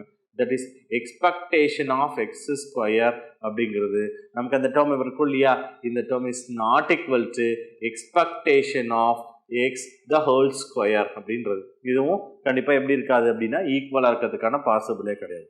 ஏன் அப்படின்னா எக்ஸ்பெக்டேஷன் ஆஃப் எக்ஸுங்கிறது மீன் வேல்யூ சொல்கிறோம். இந்த மீன் வேல்யூவை ஸ்கொயர் பண்ணும்போது கண்டிப்பாக எக்ஸ்பெக்டேஷன் ஆஃப் எக்ஸ் ஸ்கொயர் அப்படிங்கிறது வேரியன்ஸ்க்கான அனதர் செகண்ட் சோர்சஸ் ஆஃப் டேர்மாக சொல்கிறோம் இல்லையா, கண்டிப்பாக இது ரெண்டுமே ஈக்குவலாக இருக்காது சொல்கிறோம். ஸோ அந்த வகையில் எது வேல்யூஸ் கிரேட்டராக இருக்குன்றதுலாம் நம்ம சொல்லியிருப்போம். ஆல்ரெடி இந்த வேல்யூஸ் வந்து கிரேட்டராக இருக்குன்றதுலாம் சில டேர்ம்ஸில் பார்த்துருப்போம், which is greater than or equal to அப்படிங்கிறது. ஏன்னா இந்த டேர்ம்ஸ் ஒரு அப்சர்வேஷன்ஸோட ஸ்கொயர் பண்ணதுக்கு அப்புறம் இருக்கக்கூடிய வேல்யூஸ் வந்து பெருசாக இருக்கும் நமக்கு. பட் நாட் ஈக்குவல் டு அப்படிங்கிற மாதிரி டேர்ம் தான் கொடுத்து போராட்டி ஈக்குவலாக இருக்கிறதுக்கு பாசிபிள் இல்லை. ஸோ இது எல்லாமே நம்ம லிஸ்ட் அவுட் பண்ணக்கூடிய இந்த ப்ராப்பர்ட்டிஸ்னு சொல்லலாம். இது எக்ஸ்பெக்டட் டேர்ம் கால்குலேட் பண்ணதுக்கான ஒரு டேர்ம்ஸ் ஆஃப் ப்ராப்பர்ட்டிஸ் சொல்லும். ஜென்ரலாக எக்ஸ்பெக்டட் வேல்யூஸ் எப்படி ஃபைண்ட் பண்ண போகிறோம், ரேண்டம் வேரியபிள். ஏன்னா நம்ம பார்த்துட்டு இருக்க டாப்பிக்கே ரேண்டம் வேரியபிள். இப்போ ஃபார் எக்ஸாம்பிள் ரேண்டம் வேரியபிள்ஸ் கொடுக்குறாங்க. இந்த எக்ஸுங்கிறது டிஸ்கிரிட்டா இருக்கலாம், ஒரு கண்டினியூஸா இருக்கலாம். டிஸ்கிரிட்டா இருந்தால் என்ன இருக்கலாம், 1 2 3 இந்த மாதிரி இருக்கலாம். அதுக்கான கரஸ்பாண்டிங் ப்ராபபிலிட்டி அப்படிங்கிறது இருக்கு. கரஸ்பாண்டிங் ப்ராபபிலிட்டிங்கிறது ஏதாவது கொடுத்துருந்தாங்க அப்படின்னா இந்த டேர்ம்க்கு எப்படி எக்ஸ்பெக்டட் வேல்யூஸை கால்குலேட் பண்றோம் அப்படிங்கிறது. இது கொடுத்துருக்கிறது எக்ஸல் எப்படி இருக்கு, டிஸ்கிரிட் வேல்யூவா இருந்தது அப்படின்னா இதுக்கு எப்படி எக்ஸ்பெக்டட் வேல்யூஸை கால்குலேட் பண்ணணும். தட் இஸ் எக்ஸ்பெக்டட் வேல்யூ தான் நம்ம என்ன சொல்றோம், இ ஆஃப் எக்ஸ்ன்னு சொல்றோம். இ ஆஃப் எக்ஸ் எப்படி கால்குலேட் பண்ணணும், ஃபர்ஸ்ட் நம்ம ப்ராப்பர்ட்டி பக்கத்து பண்ணி ஃபர்ஸ்ட் டெஃபினேஷன் நம்ம இந்த எக்ஸ்பெக்டட் வேல்யூஸ் சொல்றோம் இல்லையா. எக்ஸ்பெக்டட் வேல்யூ ஒன்றும் இல்லை, கொடுத்துக்கூடிய ரேண்டம் வேரியபிளோட கரஸ்பாண்டிங் ப்ராபபிலிட்டியை நீங்க என்ன பண்ணணும், கொடுத்துக்கூடிய ரேண்டம் வேரியபிளுக்கு ஆன கரஸ்பாண்டிங் ப்ராபபிலிட்டியை நீங்க என்ன பண்ணணும், ப்ராடக்ட் பண்ணி சம் பண்ணீங்க அப்படின்னா அதுதான் நம்ம expected values. For example x into p of, அதுதான் நம்ம என்ன சொல்லியிருப்போம், சமேஷன் ஆஃப் த டேர்ம். ஓகேங்களா, இப்போ எப்படி பண்ணணும், ப்ராடக்ட் பண்ணிட்டு ஓகேங்களா. அந்த டேர்ம் நமக்கு எப்படி மீனோட வேல்யூஸ் இது மீன்னு சொல்லலாம் இல்லையா, summation of xi into p of xi. ஓகேங்களா, இப்போ i varies from 1 to n. ஓகேங்களா, என்ன பண்ணணும், கரஸ்பாண்டிங் ஒரு ரேண்டம் வேரியபிள் அதுக்கான ப்ராபபிலிட்டி என்ன பண்ணுறோம், ப்ராடக்ட் பண்ணதுக்கு அப்புறம் நீங்கள் சம் பண்ணுறது தான் அப்படிங்கிறது தான் எக்ஸ்பெக்டட் வேல்யூஸ்க்கான ரூல்ஸ். எப்போ அப்படின்னா இஸ் எ வேரியபிள் ஆர் டிஸ்கிரிட்டா இருக்கும்போது தான் அப்ளை பண்ண முடியும். எப்போ அப்ளை பண்ண முடியும், டிஸ்கிரிட்டா இருக்கும்போது. ஒருவேளை கண்டினியூஸா இருந்துச்சு அப்படின்னா, ஒருவேளை வேரியபிள் ஆர் கண்டினியூஸ்னா எப்படி இருக்கணும், ஒரு சர்டைன் இன்டர்வல் இருக்கும். For example -1 less than or equal to X less than or equal to 3 இந்த மாதிரி இருக்குன்னு வச்சுக்கோங்களேன். அப்போ கொடுத்துருக்க ஒரு இன்டர்வல் இருக்கு, எக்ஸோடது ரியல் லைன் பவுண்டரியில் எங்க வேணாலும் இருக்கலாமா. இப்போ ஒரு சர்டைன் இன்டர்வலா இருக்கு எக்ஸோட ரேஞ்சஸ். இப்போ கண்டிப்பா இது என்னவா இருக்கும், இது கண்டினியூஸ் டைப்பா இருக்கு, கண்டினியூஸா இருக்கு. இப்போ கண்டினியூஸா இருந்ததுன்னா நம்ம என்ன பண்ணுவோம், கண்டினியூஸ் ரேண்டம் வேரியபிளா இருந்ததுன்னா நமக்கு ஆல்ரெடி தெரியும் இல்லையா, டிஸ்கிரிட்டா இருந்தா இதை சொல்றோம். கண்டினியூஸ்னா என்ன பண்ண போறோம், எக்ஸ்பெக்டேஷன் ஆஃப் வேல்யூஸ் எப்படி சொல்லலாம் அப்படின்னு. டிஸ்கிரிட்டா சம், கண்டினியூஸ்னா இன்டகிரேட் அப்படின்னு சொல்றோம் இல்லையா. அப்போ நமக்கு ஆல்ரெடி டிஸ்கிரிட் கண்டினியூஸ்க்கான டெஃபினேஷன்ல பார்த்துருப்போம் இல்லையா. இங்கே எப்படி எழுத போறோம்னா இன்டெக்ரல் ஓவர் கொடுத்துருக்க என்ன ரேஞ்சோ அந்த ரேஞ்ச் -∞ +∞ என்ன ரேஞ்சுக்கு டிஃபைன் பண்றாங்களோ அந்த ரேஞ்ச் எக்ஸ் நம்ம என்ன சொல்ல போறோம், கொடுத்துருக்க அந்த variable into f of x. அதுக்கான கரஸ்பாண்டிங் ஃபங்க்ஷன்ஸ் இருக்கும் இல்லையா, அந்த கண்டினியூஸ் ஃபங்க்ஷனை நம்ம எக்ஸை பொறுத்து என்ன பண்ண போறோம், x into f of x product பண்ணிட்டீங்க அப்படின்னா அதுதான் கண்டினியூஸ் ரேண்டம் வேரியபிள்ல மீன் வேல்யூ. ஸோ எக்ஸால ப்ராடக்ட் பண்ணிட்டு கரஸ்பாண்டிங் ப்ராடக்ட் சம் பண்ணிட்டீங்க அப்படின்னா தட் இஸ் டிஸ்கிரிட்டுக்கு எக்ஸோட கொடுத்துக்கூடிய டென்சிட்டி ஃபங்க்ஷனை மல்டிபிள் பண்ணிட்டு இன்டகிரேட் பண்ணிங்கன்னா சம்மும் இன்டகிரேட் அப்படிங்கிறது ஒரு kind of same kind of process. டிஸ்கிரிட்டா இருக்கிறத வேல்யூஸை கம்பைன் பண்ணி கிளப் பண்ணிட்டோம் அப்படின்னா அது டிஸ்கிரிட் சொல்றோம். அதுவே ஒரு தொடர்ச்சியான ஒரு ப்ராசஸாக நம்ம சொல்லணும் அப்படின்னா அது நம்ம ஃபார் எக்ஸாம்பிள் ஸ்டெப்ஸ் யாருன்னு வச்சுக்கோங்க, 1 by 1 ஸ்டெப்பாக இருக்குது அப்படின்னா, இப்போ 1 by 1 ஸ்டெப்ஸாக இருக்குது அப்படின்னா அது டிஸ்கிரிட்டாக இருக்குது. இதே நமக்கு ஒரு ஸ்லாண்டிங்காக ஒரு ஸ்லோப்பாக இருக்குது அப்படின்னா, ஒரு கிராஜுவலாக ஸ்லோப்பாக இருக்குன்னா ஸ்டெப்ஸ் கிடையாது, இப்படி கிராஸாக நடந்து போகிறோம் அப்படின்னா இது ஒரு கண்டினியூஸ், எங்கேயும் பிரேக் எல்லாம் ஸ்டெப்ஸ் எல்லாம் போகிறது. டிஸ்கிரிட் இது கண்டினியூஸ்ன்னு நம்ம சொல்லலாம் இல்லையா. ஸோ இந்த டைப்ல இருக்கிறதா டிஸ்கிரிட். இது ஒரு சர்டன் இதுக்கப்புறம் என்ன வேல்யூங்கிறதா உங்களுக்கு கவுண்டபிள் இது என்னது 1க்கு அடுத்து அது 2 தான் வரும். இது கவுண்டபிளியா இருக்கு. ஃபைனட்டா இருக்கலாம், இன்ஃபைனட்டா இருக்கலாம். இந்த இடத்துல என்ன இருக்கணும் உங்களுக்கு, இது கவுண்டபிளே வராது, அன்கவுண்டபிளா இருக்கணும். இந்த டேர்முக்கு -1க்கு அடுத்தது நம்ம என்ன சொல்றோம், 3க்கு முன்னாடி அடுத்த டேர்ம் என்ன டேர்ம் இருக்கும் அப்படிங்கிறது நம்ம ப்ரிடிக்ட் பண்ண முடியாதுங்கிறதா இந்த டிஸ்கிரிட் கண்டினியூஸ்க்கான டெஃபினேஷன் சொல்லிடுது. ஓகேங்களா, இதுதான் ஒரு எக்ஸ்பெக்டட் வேல்யூ கண்டுபிடிக்கிறதுக்கான மேஜர் தீம் அப்படி சொன்னோம் இல்லையா. நெக்ஸ்ட் இதுல இருந்து நம்ம எப்படி வேரியன்ஸை கால்குலேட் பண்ணலாம் அப்படிங்கிறது பார்க்கலாம். நெக்ஸ்ட் நம்ம சொல்லும்போது வேரியன்ஸ் இந்த வேரியன்ஸ் அப்படிங்கறத நம்ம என்ன சொல்றோம் பார்த்துக்கோங்க. வேரியன்ஸ் அப்படிங்கிறது மோஸ்ட் இம்பார்ட்டன்ட் தான். இந்த வேரியன்ஸ் அப்படிங்கிறது நம்ம ஆல்ரெடி பார்த்துருப்போம். இதுலயும் மோஸ்ட் இம்பார்ட்டன்ட் ப்ராப்பர்ட்டிஸ் ரிப்பீட்டடா கேட்ட ப்ராப்பர்ட்டிஸ் நம்ம பார்த்துட்டு இருக்கோம். வேரியன்ஸ் அப்படிங்கிறது வேரியன்ஸ் ஆஃப் த கான்ஸ்டன்ட். ஒரு கான்ஸ்டன்ட் டேர்ம்ஸ்க்கு எக்ஸ்பெக்டேஷன் எடுத்தா அகெயின் கான்ஸ்டன்ட், ஆனா வேரியன்ஸ்க்கு எக்ஸ்பெக்டேஷன் எடுத்தனா 0. பார்த்துக்கோங்க, ஒரு கான்ஸ்டன்ட் டேர்முக்கு expect variance of the constant is constant கிடையாது, 0. ஏன்னா double term process, again differentiate அப்படிங்கிற மாதிரி ஞாபகம் வச்சுக்கோங்க, டபுள் டேர்ம் ப்ராசஸ். அப்போ கண்டிப்பாக ஒரு கான்ஸ்டன்ட் டேர்ம்ஸ்க்கு வேரியன்ஸை கால்குலேட் பண்ணனா அது 0 ஆகிடும். ஆனால் அதுலேயே நம்ம செகண்டாக என்ன சொல்ல போகிறோம்னா வேரியன்ஸ் ஆஃப் த ஏஎக்ஸ். இங்கே வெறும் வேரியன்ஸ் மட்டும் இருக்கு. இப்போ என்னது வேரியபிளோட எக்ஸ் இருக்கு அப்படின்றப்போ டபுள் டேர்ம் ப்ராசஸ் செகண்ட். அதுதான் நான் சொல்லுவேன். ஒரு டைம் டிஃபரன்ஷியேட் பண்ணுறீங்க, அப்போ கான்ஸ்டன்ட் சைலண்டாக இருக்கு. இன்னொரு டைம் பண்ணுறீங்க, இன்னொரு டைம் கான்ஸ்டன்ட் வரும் இல்லையா, அந்த மாதிரி process. That is a square of variance of எக்ஸ்னு அர்த்தம். வேரியன்ஸ் ஆஃப் ஏஎக்ஸ் எப்படி எழுதலாம், a square of variance of x. So இந்த property most important and repeated ப்ராப்பர்ட்டியை நம்ம இதை சொல்லலாம். இந்த ப்ராப்பர்ட்டியை ரெகுலராக ரிப்பீட்டடாக டேரக்ட் ஸ்டேட்மெண்ட் கொஸ்டினாகவும் கேட்டிருக்காங்க, அப்ளைடு ப்ராப்ளமாகவும் கேட்டுட்டு இருக்காங்க. பார்த்துக்கோங்க, it's very important. Next third ப்ராப்பர்ட்டியை நம்ம என்ன சொல்லலாம் அப்படின்னா கான்ஸ்டன்ட்ஸ். இந்த ரெண்டையும் கிளப் பண்ணிக்கலாம். இந்த ரெண்டு எப்படி கிளப் பண்ண variance of a x plus b இப்படி இருந்ததுன்னா முன்னாடி சொன்னாலே இதே ப்ராசஸ் தான். இது எப்படி சொல்லலாம், a square variance of X plus 0 தான். அந்த வேரியன்ஸ் ஆஃப் கான்ஸ்டன்ட் தான் 0 இல்லையா, நம்ம அதை எழுத வேணாம் அவசியம் இல்லை, அப்படி கொடுத்துருக்கோம். அப்போ a square into variance of எக்ஸுங்கிறது தான் சரியான ஆன்சர்ஸ். ஓகேங்களா, ஸோ இதுவும் ப்ரீவியஸ் டிஆர்பியில் கேட்ட ஒரு ஸ்டேட்மெண்ட் கொஸ்டின்ஸ். இது ஒரு டைரக்ட் ஸ்டேட்மெண்ட் கொஸ்டினாகவே பிஜிடிஆர்பியில் கேட்டிருக்காங்க. இந்த கொஸ்டின்ஸ் அப்ளைடு ப்ராப்ளமும் கேட்டிருக்காங்க, இந்த டைப்பில் ப்ராப்ளம் இதே கொஸ்டினை கொடுத்தும் கேட்டிருக்காங்க. ஸோ மோஸ்ட் இம்பார்ட்டன்ட் ரிசல்ட்ஸாக நம்ம இதை சொல்லலாம். ஓகேங்களா, நெக்ஸ்ட் அனதர் டேர்ம். இப்போ நெக்ஸ்ட் வேரியன்ஸ் ஆஃப் கொடுத்துருக்காங்க இல்லையா, இப்போ வேரியன்ஸ் ஆஃப் கொடுத்துருக்கட்டும். வேரியன்ஸ் ஆஃப் எக்ஸ் பிளஸ் ஒய்ங்கிறது என்னவா இருக்கும் அப்படிங்கிறது. இப்போ எக்ஸ் ஒய்ங்கிறது எனி ரேண்டம் வேரியபிளாக இருக்கும்போது இப்போ வேரியன்ஸ் ஆஃப் எக்ஸ் பிளஸ் ஒய்ங்கிறது எப்படி எழுதலாம் பாருங்க. Variance of X plus variance of y plus அங்கே பிளஸ் இருக்கிறதுனால plus covariance of x comma y தான் அதுக்கான ஃபார்முலா. ஸோ இதை நம்ம எழுதணும் வேரியன்ஸ் ஆஃப் எக்ஸ். இங்கே 2 டேர்ம்ஸ் அப்ளை பண்ணணும் இல்லையா, அந்த டேர்ம்ஸில் 2 into covariance of x comma y அப்படிங்கிறது சொல்லு. கோவேரியன்ஸ்க்கான ஆல்ரெடி ஃபார்முலா தெரியும் இல்லையா, நமக்கு ஆல்ரெடி கோவேரியன்ஸை கார்லேஷன்ஸோட பேசிஸாகவும் சொல்லலாம். நமக்கு இந்த டேர்ம் நம்ம என்ன சொல்லிருப்போம்ல, கார்லேஷனாக சொல்லும்போது தான் நம்ம 2 அப்ளை பண்ணணும். இந்த ஃபார்முலா வேணாம், ரெண்டு கைண்டில் நம்ம பார்த்துருப்போம். Variance of X plus variance of y. நமக்கு ஆல்ரெடி தெரியும் இல்லையா, கார்லேஷனுக்கு என்ன தெரியும், r is equal to covariance of x, y divided by sigma x into sigma y சொல்றோம் இல்லையா. இப்போ இந்த ப்ராசஸில் நம்ம என்ன பண்ணியிருக்கலாம், இப்போ கோவேரியன்ஸ் எப்படி சொல்லலாம், r into sigma x into sigma y அப்படின்னு சொல்லுவோம். இந்த டேர்ம் எழுதும்போது நம்ம எப்படி எழுதலாம்னா 2 into covariance of x, y அப்படின்னு சொல்லலாம். இப்போ கோவேரியன்ஸ் ஆஃப் x, yக்கு பதிலாக எடுத்துகிட்டு எழுதலாம் 2r into sigma x, sigma y அப்படின்னு எழுதலாம். சில டைமில் என்ன எழுதணும், இப்போ plus 2 into r into sigma x into sigma y அப்படின்னு சில டைம்ல அப்ளை பண்ணுவோம். So this is formula. எப்போ அப்படின்னா x and y are any random variable. ஞாபகம் வச்சுக்கோங்க, x and y are any random variable. ஒருவேளை x and y are independent random வேரியபிளா இருந்தது, இதே ப்ராப்பர்ட்டியா இதுவும் பிஜிடிஆர்பியில் ஒரு கேட்ட கொஸ்டின்ஸ் பார்த்துக்கோங்க. ரெண்டு variable R independent, any random variable அது பாசிபிள். ஒருவேளை இண்டிபெண்டன்டா இருந்ததுன்னா, இந்த ரேண்டம் வேரியபிள்ங்கிறது என்னவா இருக்கும் உங்களுக்கு, இண்டிபெண்டன்டா இருந்ததுன்னா, independent x and Y are independent random வேரியபிளா இருக்கும்போது இப்போ variance of X plus variance of y அப்படிங்கிறது என்ன, இண்டிபெண்டன்டா இருக்கும்போது என்ன இருக்கும், ரெண்டும் அது அதுக்கான வேலையை செய்யும் போது கண்டிப்பா கோவேரியன்ஸ் இருக்குது, ரெண்டுக்கும் ரிலேட்டட் சொல்றோம், எக்ஸ் ஒய்க்குள்ள ரிலேஷன் சொல்றோம்னு அர்த்தம். அப்போ ரெண்டும் இண்டிபெண்டா தான் ரிலேஷன் சொல்ல முடியுமா, கிடையாது. அப்போ இந்த டேர்ம் எதுவுமே கோவேரியன்ஸோட வேல்யூ என்ன ஆயிடும் உங்களுக்கு, 0 ஆயிடும். அப்போ கார்லேஷனோட வேல்யூ 0 ஆயிடும்னு அர்த்தம். எக்ஸ் அண்ட் ஒய் ஆர் இண்டிபெண்டா இருக்கும்போது கோவேரியன்ஸோட வேல்யூ என்ன ஆயிடும் உங்களுக்கு? Covariance of x comma y அப்படிங்கிறது என்ன ஆயிடும் உங்களுக்கு? 0 ஆயிடும். அப்போ இந்த டேர்ம்ல கோவேரியன்ஸ் ஒன்று வராது. ஓகேங்களா? அப்போ x and Y are independent random வேரியபிளா இருக்கும்போது variance of X plus variance of ஒய்ங்கிறது எப்படி எழுதலாம்? Variance of X plus variance of y அப்படின்னு சொல்லலாம். இதோட ஜென்ரல் ஃபார்மேட்டை நம்ம கொடுத்துருக்கோம். இந்த ஃபார்மேட்ல இருந்து சில கொஸ்டின்ஸ் நம்ம கேட்கறதுக்கான பாசிபிள் இருக்கு, அதையும் பார்த்துக்கோங்க. இந்த ஜென்ரல் ஃபார்முங்கிறது என்ன அப்படிங்கிறது சொல்லணும். இந்த ஜென்ரல் ஃபார்முங்கிறது நம்ம என்ன சொல்லியிருப்போம்? வேரியன்ஸ் ஆஃப் இந்த ஃபார்மேட் இருக்கும் இல்லையா, வேரியன்ஸ் ஆஃப் ஃபார்மேட்டுக்கு சொல்லியிருப்போம். Variance of a x plus b, அதே மாதிரி சிஎக்ஸ் பிளஸ் டி அப்படின்னு சொல்லியிருப்போம் இல்லையா. X plus b y comma c x plus d y இப்படிங்கிற ஒரு ஃபார்முலா நம்ம கொடுத்துருப்போம். இதை நம்ம எப்படி எழுதிருப்போம் இல்லையா, இது ஒரு வேரியபிள் அது ஒரு வேரியபிளா, இதை நம்ம என்ன சொல்லுவோம்? ஏசி இன்ட்டு, அப்போ ஏசி அது கோவேரியன்ஸ்க்கான ஃபார்முலா ஃபர்ஸ்ட் எழுதிட்டு அதுலேருந்து நம்ம ஆக்சஸ் பண்ணுவோம் இல்லையா.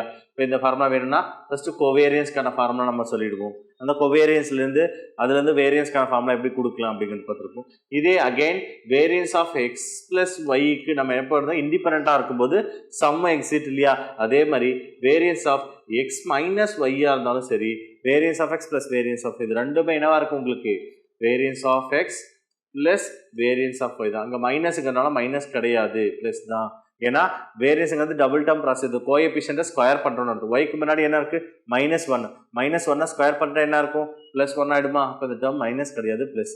ஸோ இந்த டேர்ம் இதை கொஞ்சம் கிளியராக தெரிஞ்சுக்கோங்க. இது ப்ளஸ்ஸாக இருந்தாலும் மைனஸாக இருந்தாலும் வேல்யூ என்னவா இருக்கும் உங்களுக்கு? ப்ளஸ் தான் நமக்கு கிடைக்கும். வேரியன்ஸ் ஆஃப் எக்ஸ் ப்ளஸ் ஒய்யும் variance of x variance of y தான். வேரியன்ஸ் ஆஃப் எக்ஸ் மைனஸ் ஒய்னாலும் variance of X plus variance of y தான் நமக்கான சரியான ஆன்சர்ஸ். ஓகேங்களா? ஸோ இதையே நம்ம ஆல்ரெடி இது ஒரு ஒரு டேர்மாக பார்த்துருப்போம். ஸோ வெரி இம்பார்ட்டன்ட் ரிசல்ட்ஸாகவும் நம்ம சொல்லலாம். ஓகேங்களா? அதுக்கடுத்து கோவேரியன்ஸ்க்கான ஒரு ஃபார்முலா, அந்த வேரியன்ஸ்லேருந்து ஏஎக்ஸ் ப்ளஸ் பி அந்த டேர்மும் நம்ம பார்த்து கொடுத்துருப்போம் இல்லையா. அந்த கோவேரியன்ஸ்க்கான ஏஎக்ஸ் ப்ளஸ் கொடுத்துருப்போம் இல்லையா. Variance of a x plus b y comma c x plus d y இதை நம்ம எழுதிருப்போம் இல்லையா. தட் இஸ் இந்த டேர்ம் வேரியன்ஸ் ஆஃப் எக்ஸுங்கிறப்ப நம்ம என்ன சொல்லலாம்? A c into variance of x, அதுதான் நம்ம என்ன சொல்லிப்போம்? சிக்மா எக்ஸ் ஸ்கொயர் அப்படின்னு கொடுத்துருப்போம். Plus b d into sigma y square. ஓகேங்களா? ப்ளஸ் அப்புறம் நெக்ஸ்ட் என்ன வரும்? A d plus b c, a d plus b c. ஓகேங்களா? இன்ட்டு இந்த டேர்ம் என்ன வரும்? ஸோ இந்த டேர்முக்கு a d plus b c into covariance of x comma y அப்படின்னு எழுதிட்டு அதாவது கார்லேஷன்ஸை நம்ம இருக்குது. Covariance of x comma y அப்படின்னு எழுதியிருப்போம். Covariance of x comma y அப்படிங்கிற இந்த ஃபார்முலா எழுதியிருப்போம். இந்த ஃபார்முலா வச்சுட்டு ஒரு ஃபார்முலா ப்ரீவியஸ் இயர் டிஆர்பியில் இந்த ஃபார்முலா வச்சு ஒரு இயரில் நமக்கான கொஸ்டின்ஸ் கேட்டிருப்பாங்க. இதில் வந்து கார்லேஷனோட வேல்யூஸ் நம்ம கேட்டிருப்பாங்க. ஓகேங்களா? இந்த ஃபார்முலா வச்சு கார்லேஷனோட வேல்யூஸ் நம்ம எப்படி டிஃபைன் பண்ண முடியுங்கிறத அந்த ஃபார்மேட்லேயும் நமக்கான கொஸ்டின்ஸ் வரும். ஸோ இந்த ஃபார்முலாலாம் நமக்கு இம்பார்ட்டண்ட்டாக நமக்கு ஆல்ரெடி ரிசல்ட்ஸ்லையும் கிளாஸ்லையும் கொடுத்துருப்போம். அந்த ஃபார்முலாஸில் கிளியராக கோ த்ரூ பண்ணிக்கோங்க. ஸோ இதுலேருந்து டேரெக்டாக கொஸ்டின்ஸ் கேட்கும்போது நமக்கு ஈஸியாக என்ன பண்ணிடலாம்? ஆன்சர் பண்ணிடலாம். இதுக்கப்புறம் தான் ஜென்சன் இன்இக்வாலிட்டி, காசி-ஸ்வார்ட்ஸ் இன்இக்வாலிட்டிஸ்லாம் பார்த்துருப்போம். Jensen inequalities, Jensen's inequalities. அப்போ ஜென்சன் இன்இக்வாலிட்டி தெரியும் இல்லையா. That is expectation of the x அப்படிங்கிறது எப்படி இருக்கும் அப்படின்னா இந்த டேர்முக்கு இருக்கும் expectation of x the whole square டேர்மாக இருக்கும். ஓகேங்களா? That is expectation of x square which is greater than or equal to இந்த டேர்ம்ல இருந்து தான் ஜென்ரலைஸ் ஃபார்மேட்டாக கொடுத்துருப்பாங்க. தட் இஸ் கொடுத்துருப்பாங்க இல்லையா. எக்ஸ்பெக்டேஷன் ஆஃப் இது எக்ஸ் ஸ்கொயர், அதில் அது ஜென்ரல் ஃபார்மேட்டில் expectation of g of x in general ஃபார்மில் expectation of g of x அப்படிங்கிறது is greater than or equal to நமக்கு எப்படி இருக்கும் உங்களுக்கு? G into expectation of x அப்படிங்கிற மாதிரி ஜென்ரல் ஃபார்மேட்டில் ஜென்சன் இன்இக்வாலிட்டி சொல்லியிருப்போம். காசி-ஸ்வார்ட்ஸ் இன்இக்வாலிட்டிங்கிறது expectation of x by the whole square அப்படின்னு நம்ம பார்த்துருக்கோம். ஜென்சன் இன்இக்வாலிட்டியில் ஸ்கொயருக்கும் எக்ஸுக்கும் உள்ள ஸ்கொயர் ஆஃப் த டேர்ம் நம்ம முன்னாடி சொல்லியிருப்போம் இல்லையா, ஒரு ஃபார்மேட்டு சொல்லியிருப்போம் இல்லையா. Expectation of x square which is not equal to expectation of x the whole square. இந்த ரெண்டு கான்செப்ட் சொல்லுது ஜென்சன் இன்இக்வாலிட்டிஸ். ஓகேங்களா? இதே நம்ம டேர்ம் கான்செப்ட்ஸை இன்னொரு டேர்ம் என்ன பண்ணிருப்போம்? காசி-ஸ்வார்ட்ஸ் இன்இக்வாலிட்டிங்கிறத பொறுத்த வரைக்கும் அந்த இண்டிபெண்டண்டாக இருக்கும்போது சொன்னோம் இல்லையா, expectation of x y the whole square format இருக்கு இல்லையா. இந்த டேர்முக்கு நான் சொல்லும்போது தான் expectation of x into expectation of y அப்படின்னு சொல்கிறோம் இல்லையா. எப்போ அப்படின்னா ரெண்டு எப்படி இருக்கணும் உங்களுக்கு? எக்ஸ்பெக்டேஷன் ஆஃப் எக்ஸ்க்கு எக்ஸ்பெக்டேஷன் ஆஃப் ஒய் ஸ்கொயர் அப்படின்னு சொல்கிறோம் இல்லையா. இந்த டேர்முக்குள்ள ரிலேஷன்ஸ் சொல்லும்போது இந்த ரெண்டு டேர்முக்கு ரிலேஷன் சொல்றது தான் நம்ம என்னவா இருக்கும் அப்படின்னா காசி-ஸ்வார்ட்ஸ் இன்இக்வாலிட்டி சொல்றோம். இப்போ கண்டிப்பா என்ன இருக்கணும், X and Y are any random variable not independent. ஞாபகம் வச்சுக்கோங்க, நாட் இண்டிபெண்டன்ட். ஓகேங்களா? ஸோ இதுதான் நம்ம காசி-ஸ்வார்ட்ஸ் இன்இக்வாலிட்டி சொல்றோம். ஸோ இந்த இன்இக்வாலிட்டிஸை கொஞ்சம் கிளியராக கோ த்ரூ பண்ணிக்கோங்க. ஸோ இதெல்லாமே நமக்கு ஸ்டேட்மெண்ட்டாக கொடுத்துருப்போம். இந்த காசி-ஸ்வார்ட்ஸ் இன்இக்வாலிட்டி ஆகும் ஜென்சன் இன்இக்வாலிட்டி இது வரைக்கும் நம்ம கேட்கலாம் நம்ம சொல்லிட முடியாது. மேபி இதெல்லாம் கொஸ்டின்ஸாக நம்ம கேட்கறதுக்கு பாசிபிள் நிறையவே இருக்குது. ஏன்னா ஸ்டேட்மெண்ட்டாக இம்பார்ட்டன்ட் நம்ம சொல்லிட்டு இருக்கோம். இது வரைக்கும் கொஸ்டின்ஸ் நமக்கு வந்ததில்லை. பட் இதெல்லாம் நமக்கு இப்போ இந்த டைமில் கேட்கறதுக்கான பாசிபிள் நிறையவே இருக்குது. ஸோ அந்த இன்இக்வாலிட்டிலாம் கொஞ்சம் கிளியர் கட்டாக பார்த்துக்கிறது பெட்டராக இருக்கும். ஓகேங்களா? ஸோ அதனால் வேரியன்ஸ் அந்த எக்ஸ்பெக்டட் வேல்யூஸ் எப்படி கால்குலேட் பண்ணுறோம் இதெல்லாமே நீங்கள் கிளியராக தெரிஞ்சுக்கோங்க. மோஸ்ட் இம்பார்ட்டன்ட் டேர்ம்ஸ் தான். நம்ம அதுக்கான ப்ராப்பர்ட்டிஸ் எப்படி அப்ளை பண்ணணும், இதெல்லாம் ப்ரீவியஸ் இயரில் எப்படி கேட்டிருக்காங்கன்றதெல்லாம் நமக்கு ரிப்பீட்டடாக நம்ம பார்க்குற ஒரு கொஷின்ஸாகவே நம்ம சொல்லலாம். ஓகேங்களா? ஸோ அதனால் இம்பார்ட்டண்ட்டாக நம்ம சொல்லக்கூடிய கண்டென்ட் அதுதான். எக்ஸ்பெக்டட் வேல்யூஸில் மீன் அண்ட் எப்படி கால்குலேட் பண்ணணும், வேரியன்ஸ் எப்படி கால்குலேட் பண்ணணுங்கிறத கிளியர் கட்டாக தெரிஞ்சுக்கோங்க. ஃபார் எக்ஸாம்பிள் இப்போ வேரியன்ஸ் ஜென்ரலாக ஃபார்முலாவாக நம்ம கால்குலேட் பண்ணுவோம். எக்ஸ்பெக்டேஷன் ஆஃப் எக்ஸ்ன்னு இங்கே சொல்லிட்டோம். நம்ம என்ன சொல்லிட்டோம், எக்ஸ்பெக்டேஷன் ஆஃப் எக்ஸ்ன்னா டிஸ்கிரிட் ரேண்டம் வேரியபிளுக்கு எப்படி கால்குலேட் பண்ணலாம், கண்டினியூஸ் ரேண்டம் வேரியபிளுக்கு எப்படி கால்குலேட் பண்ணாங்கிறது நம்ம பார்த்துட்டோம். எக்ஸ்பெக்டேஷன் அப்படின்னா எப்படி சொல்லலாம், தட் இஸ் டிஸ்கிரிட் அண்ட் கண்டினியூஸாக நம்ம எப்படி கேட்டகரைஸ் பண்ணலாம் அப்படின்னா that is summation of x into p of x அப்படின்னா இதை டிஸ்கிரிட் அப்படின்னும், integral over x into f of x டிஎக்ஸ்னா அது கண்டினியூஸ் அப்படின்னு சொல்லலாம். இதுதான் இந்த டேர்ம் நமக்கு ஆல்ரெடி யூஷுவல் தெரிஞ்சிருக்கும். ஓகேவா? இப்போ நமக்கு வேரியன்ஸ்க்கான ஃபார்முலா வேணும். வேரியன்ஸ் ஆஃப் எக்ஸ்னா நமக்கு ஃபார்முலா நமக்கு ஆல்ரெடி தெரியும் இல்லையா, மொமெண்ட்ஸை பேஸ் பண்ணி சொல்லியிருப்போம். அல்லது வேரியன்ஸ்க்கான ஃபார்முலாவும் பார்த்துருப்போம். வேரியன்ஸ்க்கான ஃபார்முலா என்ன அப்படின்னா that is expectation of x minus expectation of x the whole square. Expectation of பார்த்துக்கோங்க, expectation of x minus expectation of x the whole square. இப்போ இதுக்கு இந்த ஸ்கொயருக்கு தான் எக்ஸ்பெக்டேஷன் கால்குலேட் பண்ணுறோம்னு அர்த்தம். ஓகேவா? இதை தான் நம்ம எக்ஸ்பேண்ட் பண்ணி சிம்பிளிஃபை த டேர்மாக நம்ம எப்படி கொடுத்துருப்போம் அப்படின்னா that is expectation of the x square minus expectation of x the whole square அப்படின்னு நம்ம கொடுத்துருக்கோம். இதுதான் வேரியன்ஸ்க்கான ஃபார்முலா. எப்படி இருக்கும், expectation of x square minus expectation of x the whole square. இதுலேருந்தே உங்களுக்கு ஒரு கிளியர் கட்டாக ஒரு விஷயம் புரிஞ்சிருக்கும். எக்ஸ்பெக்டேஷன் ஆஃப் எக்ஸ் தான் பெருசாக இருக்கும் expectation of x the whole ஸ்கொயரை விட அப்படிங்கிறது நமக்கு ஆல்ரெடி இதுலேருந்து தெரியும். ஏன்னா பெருசு தான் சின்னது நம்ம சப்ராக்ட் பண்ணுவோம் இல்லையா, அப்போ தான் நமக்கு வேரியன்ஸ் இருக்குன்னு நம்ம சொல்கிறோம்னு அர்த்தம். இப்போ கண்டிப்பாக எப்படி தான் இருக்கும் உங்களுக்கு, கண்டிப்பாக எக்ஸ்பெக்டேஷன் ஆஃப் எக்ஸ் ஸ்கொயர் தான் கிரேட்டராக இருக்கும். எதை கம்பேர் பண்ணும்போது expectation of x the whole ஸ்கொயரை கம்பேர் பண்ணும்போதுன்றது. ஓகேங்களா? இந்த கான்செப்ட்ஸ் தான் நம்ம லிஸ்ட் அவுட் பண்ணுறதுக்கு, நம்ம வேரியன்ஸ் கால்குலேட் பண்ணுறதுக்கான. இப்போ எக்ஸ்பெக்டேஷன் ஆஃப் எக்ஸ் கண்டுபிடிக்கிறதுக்கு ரூல் தெரியும். இப்போ இ ஆஃப் எக்ஸ் ஸ்கொயரை கால்குலேட் பண்ணணும் இல்லையா, அப்போ அதுக்கு எப்படி கால்குலேட் பண்ணலாம், that is E of x square தெரிஞ்சால் மட்டும்தான் நமக்கு வேரியன்ஸ் ஃபார்முலா தர முடியும். இதுவும் அதே போல தான் நம்ம என்ன பண்ணிட்டோம், அந்த வேரியபிள்ங்கிறது டிஸ்கிரிட்டாக தான், அதே தான் கண்டினியூஸாக தான். இ ஆஃப் எக்ஸ் ஸ்கொயர் கண்டுபிடிக்கணும் இல்லையா, அப்போ நம்ம என்ன பண்ணலாம், summation of x square into p of எக்ஸுக்கு பதிலாக மாற்றிக்கோங்க. அதே மாதிரி integral x square into f of x. ஓகேங்களா? அந்த எக்ஸுக்கு பதிலாக அப்படி இதுலேருந்து நம்ம எப்படி சொல்லலாம்னா ஜென்ரல் ஃபார்மை மேக் பண்ண முடியும். That is expectation of the x r is equal to அப்படின்னு எப்படி எழுதலாம், x power r into x power r. அவ்வளோதான். அங்கே என்ன கேட்குறாங்களோ அதுக்கு தகுந்த மாதிரி மாற்ற. நமக்கு அதிகபட்சமாக நமக்கு வேரியன்ஸ் கால்குலேட் பண்ணுற வரைக்கும் தான் ப்ராப்ளம். அதனால இ ஆஃப் எக்ஸ் ஸ்கொயர் மட்டும் தெரிஞ்சால் போதும். இதையும் எக்ஸ்பெக்டேஷன் ஆஃப் எக்ஸையும் நம்ம கால்குலேட் பண்ணிட்டு வேரியன்ஸை ஈஸியாக நம்ம என்ன பண்ண முடியும், த்ரூஅவுட் த ஃபார்முலாஸில் அப்ளை பண்ணுறதுக்கு ரொம்ப சேஃபஸ்ட் வேவாகவும் பெட்டர் வேவாகவும் நமக்கு இருக்கும் இல்லையா. அதனால் அந்த ப்ராப்ளத்தை ஈஸியாக நம்மளால சால்வ் பண்ண முடியும். ஓகேங்களா? இதுதான் நம்ம வேரியன்ஸோட கான்செப்ட்ஸை நம்ம சொல்லக்கூடிய ஒரு நமக்கு சொல்லக்கூடிய கண்டென்ட்டை நம்ம பார்க்கணும். ஓகேங்களா?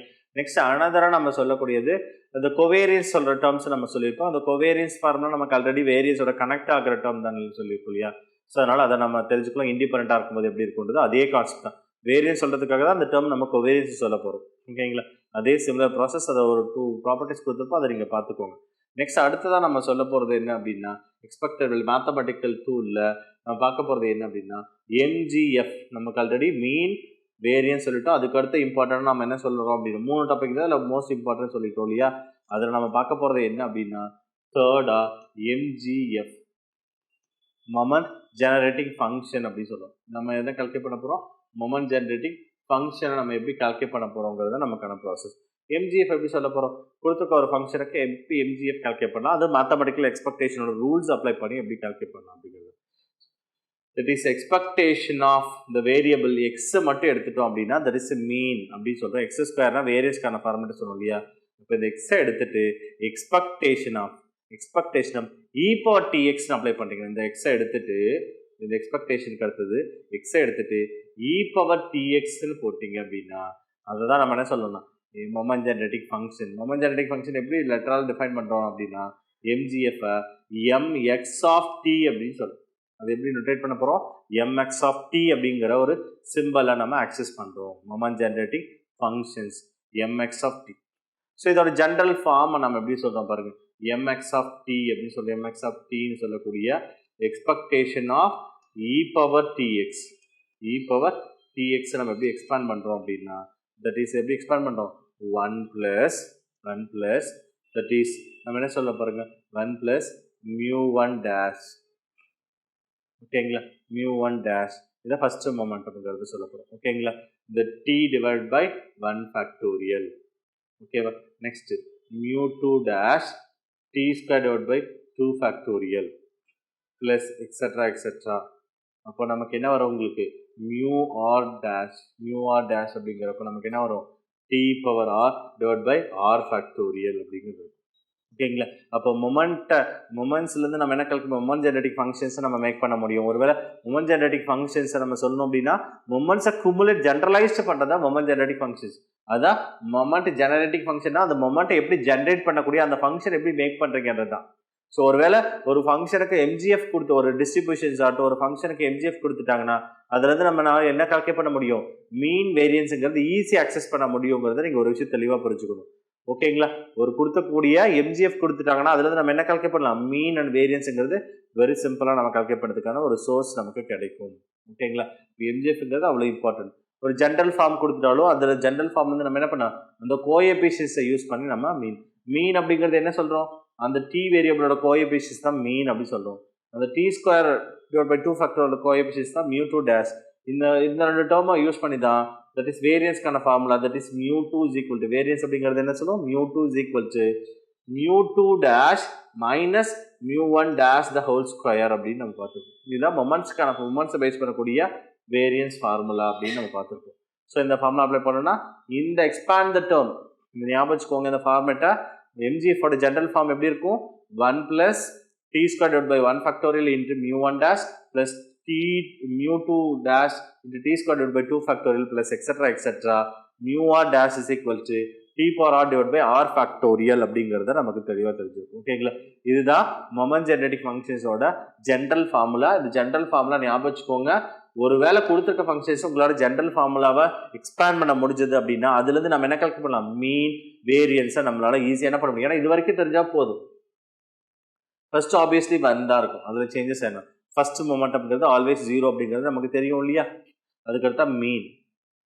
ஓகேங்களா, அதுக்கடுத்தா வேரியன்ஸ் சொல்றதுக்கான மியூட் second order terms and mean இது எப்படி சொல்லலாம், எக்ஸ்பெக்டேஷன் ஆஃப் எக்ஸ்ன்னு சொல்லலாம். That is expectation of x ஸ்கொயர்னு சொல்லலாம். இது என்ன சொல்லலாம், எக்ஸ்பெக்டேஷன் ஆஃப் எக்ஸ் ஆர் அப்படின்னு சொல்லலாம். ஓகேங்களா, இதுதான் எக்ஸ்பெக்டேஷனோட ஃபார்முலாஸ் பேஸ் பண்ணி நம்ம கொடுக்குற ஒரு டேர்ம்ஸ்.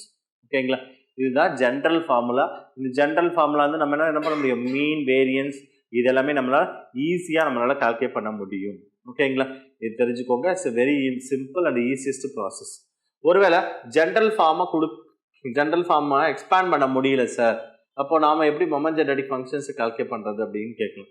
இப்போ ஒரு கொடுத்துருக்க டேர்முக்கு நம்ம ஜென்ரல் ஃபார்மேட்டை சொல்லி ஒரு ஃபங்க்ஷனை எம்ஜிஎஃப் எப்படி கால்குலேட் பண்ணலாம்னா மொமெண்ட் ஜெனரேட்டிங் ஃபங்க்ஷன்ஸை ஒரு எக்ஸ்பாண்டபிள் ஃபங்க்ஷன்ஸாக ஜென்ரல் ஃபார்மை மாற்றி நம்ம சொல்லலாம். ஒருவேளை ஜென்ரல் ஃபார்மாக இல்லை ஒரு ஃபங்க்ஷன்ஸாக இருக்குது, அந்த ஃபங்க்ஷனை ஜென்ரல் ஃபார்மாக என்னால் எக்ஸ்பேண்ட் பண்ண முடியல அப்படின்னா வேற எப்படி சோர்ஸை நம்ம கால்குலேட் பண்ணலாம் அப்படிங்கிறது பார்த்துக்கலாம். வேற எப்படி கால்குலேட் பண்ணலாம், அந்த கொடுத்துருக்கக்கூடிய அந்த ஃபங்க்ஷன்ஸை நம்ம எப்படி ஜென்ரல் ஃபார்மேட் இருந்து கொடுத்துருக்க எம்ஜிஎஃப்லேருந்து மொமெண்ட் நமக்கு எக்ஸ்பேண்ட் பண்ணால் அது வந்து மீன் வேரியன்ஸ் சொல்லலாம். எக்ஸ்பேண்ட் பண்ண முடியல எம்ஜிஎஃபோட எம்எக்ஸ் ஆஃப் டிங்கிற ஃபார்மை என்னால் எக்ஸ்பேண்ட் பண்ணினா என்னால் தெரியல, எனக்கு வேல்யூஸை கம்பேர் பண்ணி கால்குலேட் பண்ண தெரியல அப்படின்னா ஈஸியஸ்ட் வேவை அந்த என்ன டேர்ம் பண்ணலாம், டிஃப்ரென்ஷியேட் பண்ணிக்கோங்க.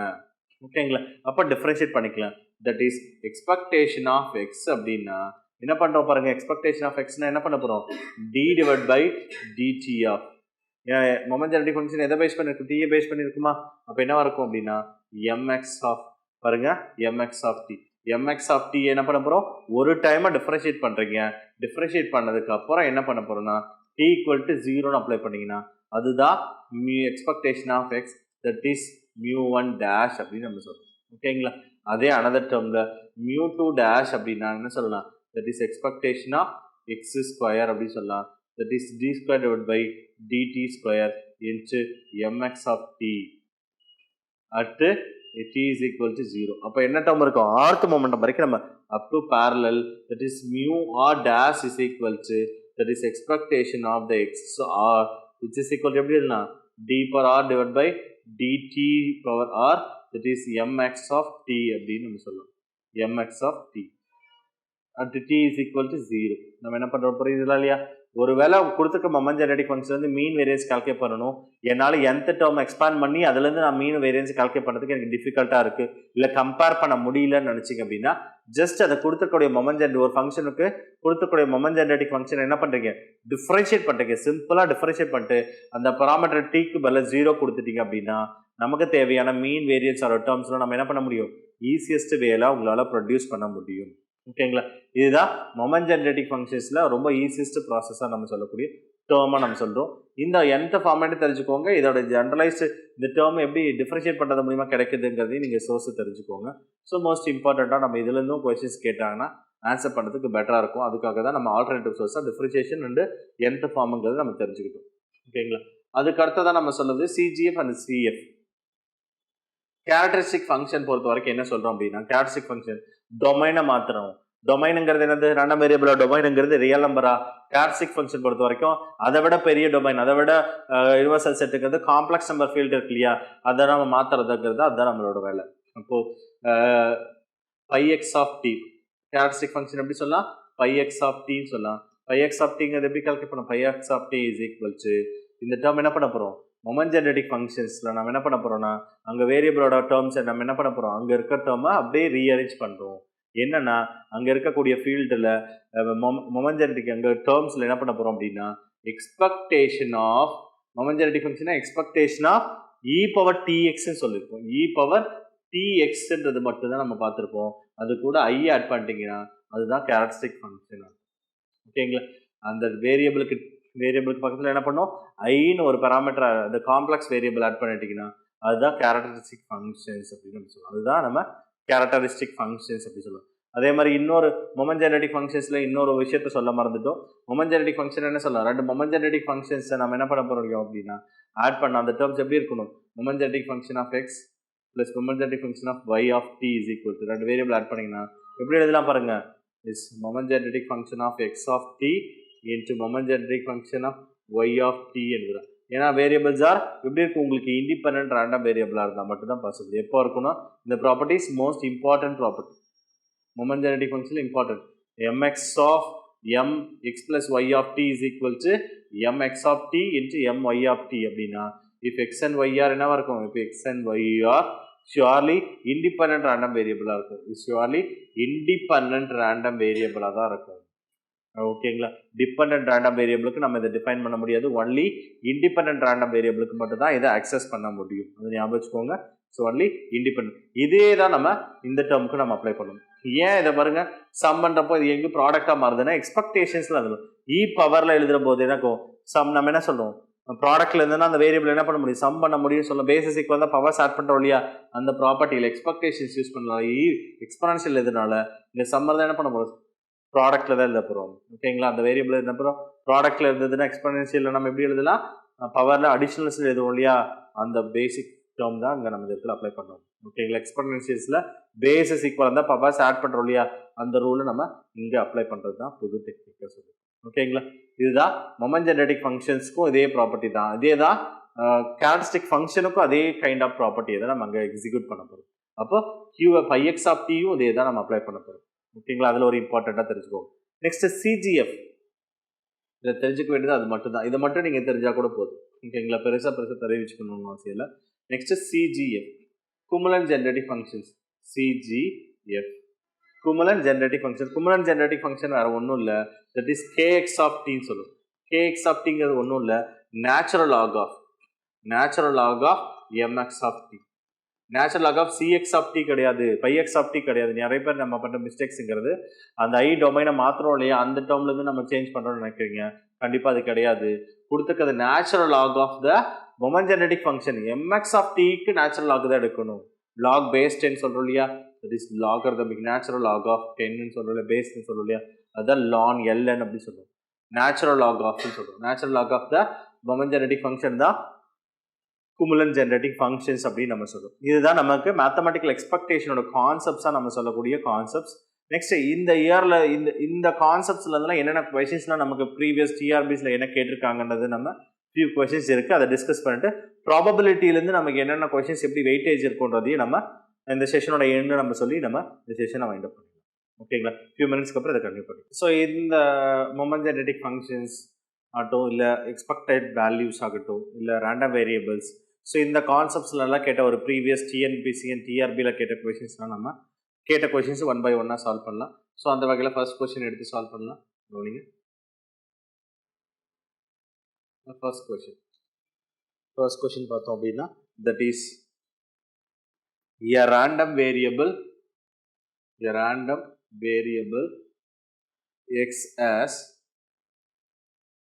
the probability function x and p of x. X and p of x. X oda value 0, 1, 2, 3. And p of x oda value k and 3k. Again 3k plus k. Okay, find p of x is less than or equal to 2 னு கேட்டிருக்காங்க. x is less than or equal to 2 னு கேட்டிருக்காங்க. இந்த questions நம்ம எப்படி find பண்ண போறோம்? First ப்ராபபிலிட்டியோட values வேணும் அப்படின்னா கண்டிப்பா என்ன இருக்கணும், அந்த அன்னோன் பராமீட்டர் நமக்கு தெரிஞ்சிருக்கும்ல. கேங்கிறது நமக்கு ஒரு ப்ராபபிலிட்டிங்கிறது நமக்கு அன்னோன் பராமீட்டரா இருக்கு இல்லையா, அதை ஃபர்ஸ்ட் கால்குலேட் பண்ணீங்கன்னா அதுக்கான ப்ராபபிலிட்டிங்கிறது ஈஸியாக கால்குலேட் பண்ண முடியும்.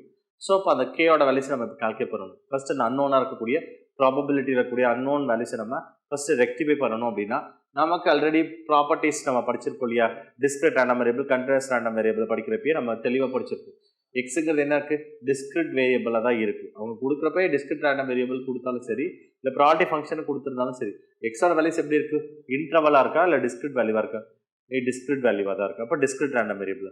அப்போ டிஸ்கிரிட் ரேண்டம் வேரியபிள் எப்படி இருக்கணும் உங்களுக்கு, p of x is greater or equal to 0 இருக்கணுமா. அப்புறம் என்ன இன்னொரு ப்ராப்பர்ட்டி, இன்னொரு கண்டிஷன்ஸ் என்ன கொடுத்துருப்போம், summation of the p of x is equal to 1 இருக்குமா. நம்ம என்ன கொடுத்துருப்போம், summation of the p of x is equal to 1 இருக்கணும். அப்போ p of xங்கிறது டோட்டல் ப்ராப்பர்ட்டி என்னவா இருக்கும், k plus 3k plus 3k plus k is equal to என்னவா இருக்கும், 1 இருக்கும். இப்போ k plus 3k 4k, 4k plus 3k 7k, 7k plus 1 8k. அப்போ 8k is equal to 1 அப்படின்னா k ஓட வேல்யூ என்னவா இருக்கும், 1/8 தான் இருக்கும். k ஓட வேல்யூ என்னவா இருக்கும், 1/8. k ஓட வேல்யூ நமக்கு 1/8 ன்னு தெரிஞ்சது. ஓகேங்களா, இப்போ இந்த ரிசல்ட் இருந்து இதுக்கான வேல்யூஸ் எப்படி கால்குலேட் பண்ணாங்கன்னு பார்க்கலாம். இதோட வேல்யூஸ் எப்படி கால்குலேட் பண்ண முடியும், k ஓட வேல்யூ நமக்கு தான் ஃபைண்ட் பண்ணிட்டோம் இல்லையா, k is equal to 1/8 ன்னு தெரிஞ்சது இல்லையா, k is equal to 1/8. இதுல இருந்து நமக்கு தான் கரஸ்பாண்டிங் ப்ராபபிலிட்டி கால்குலேட் பண்ணோம் இல்லையா.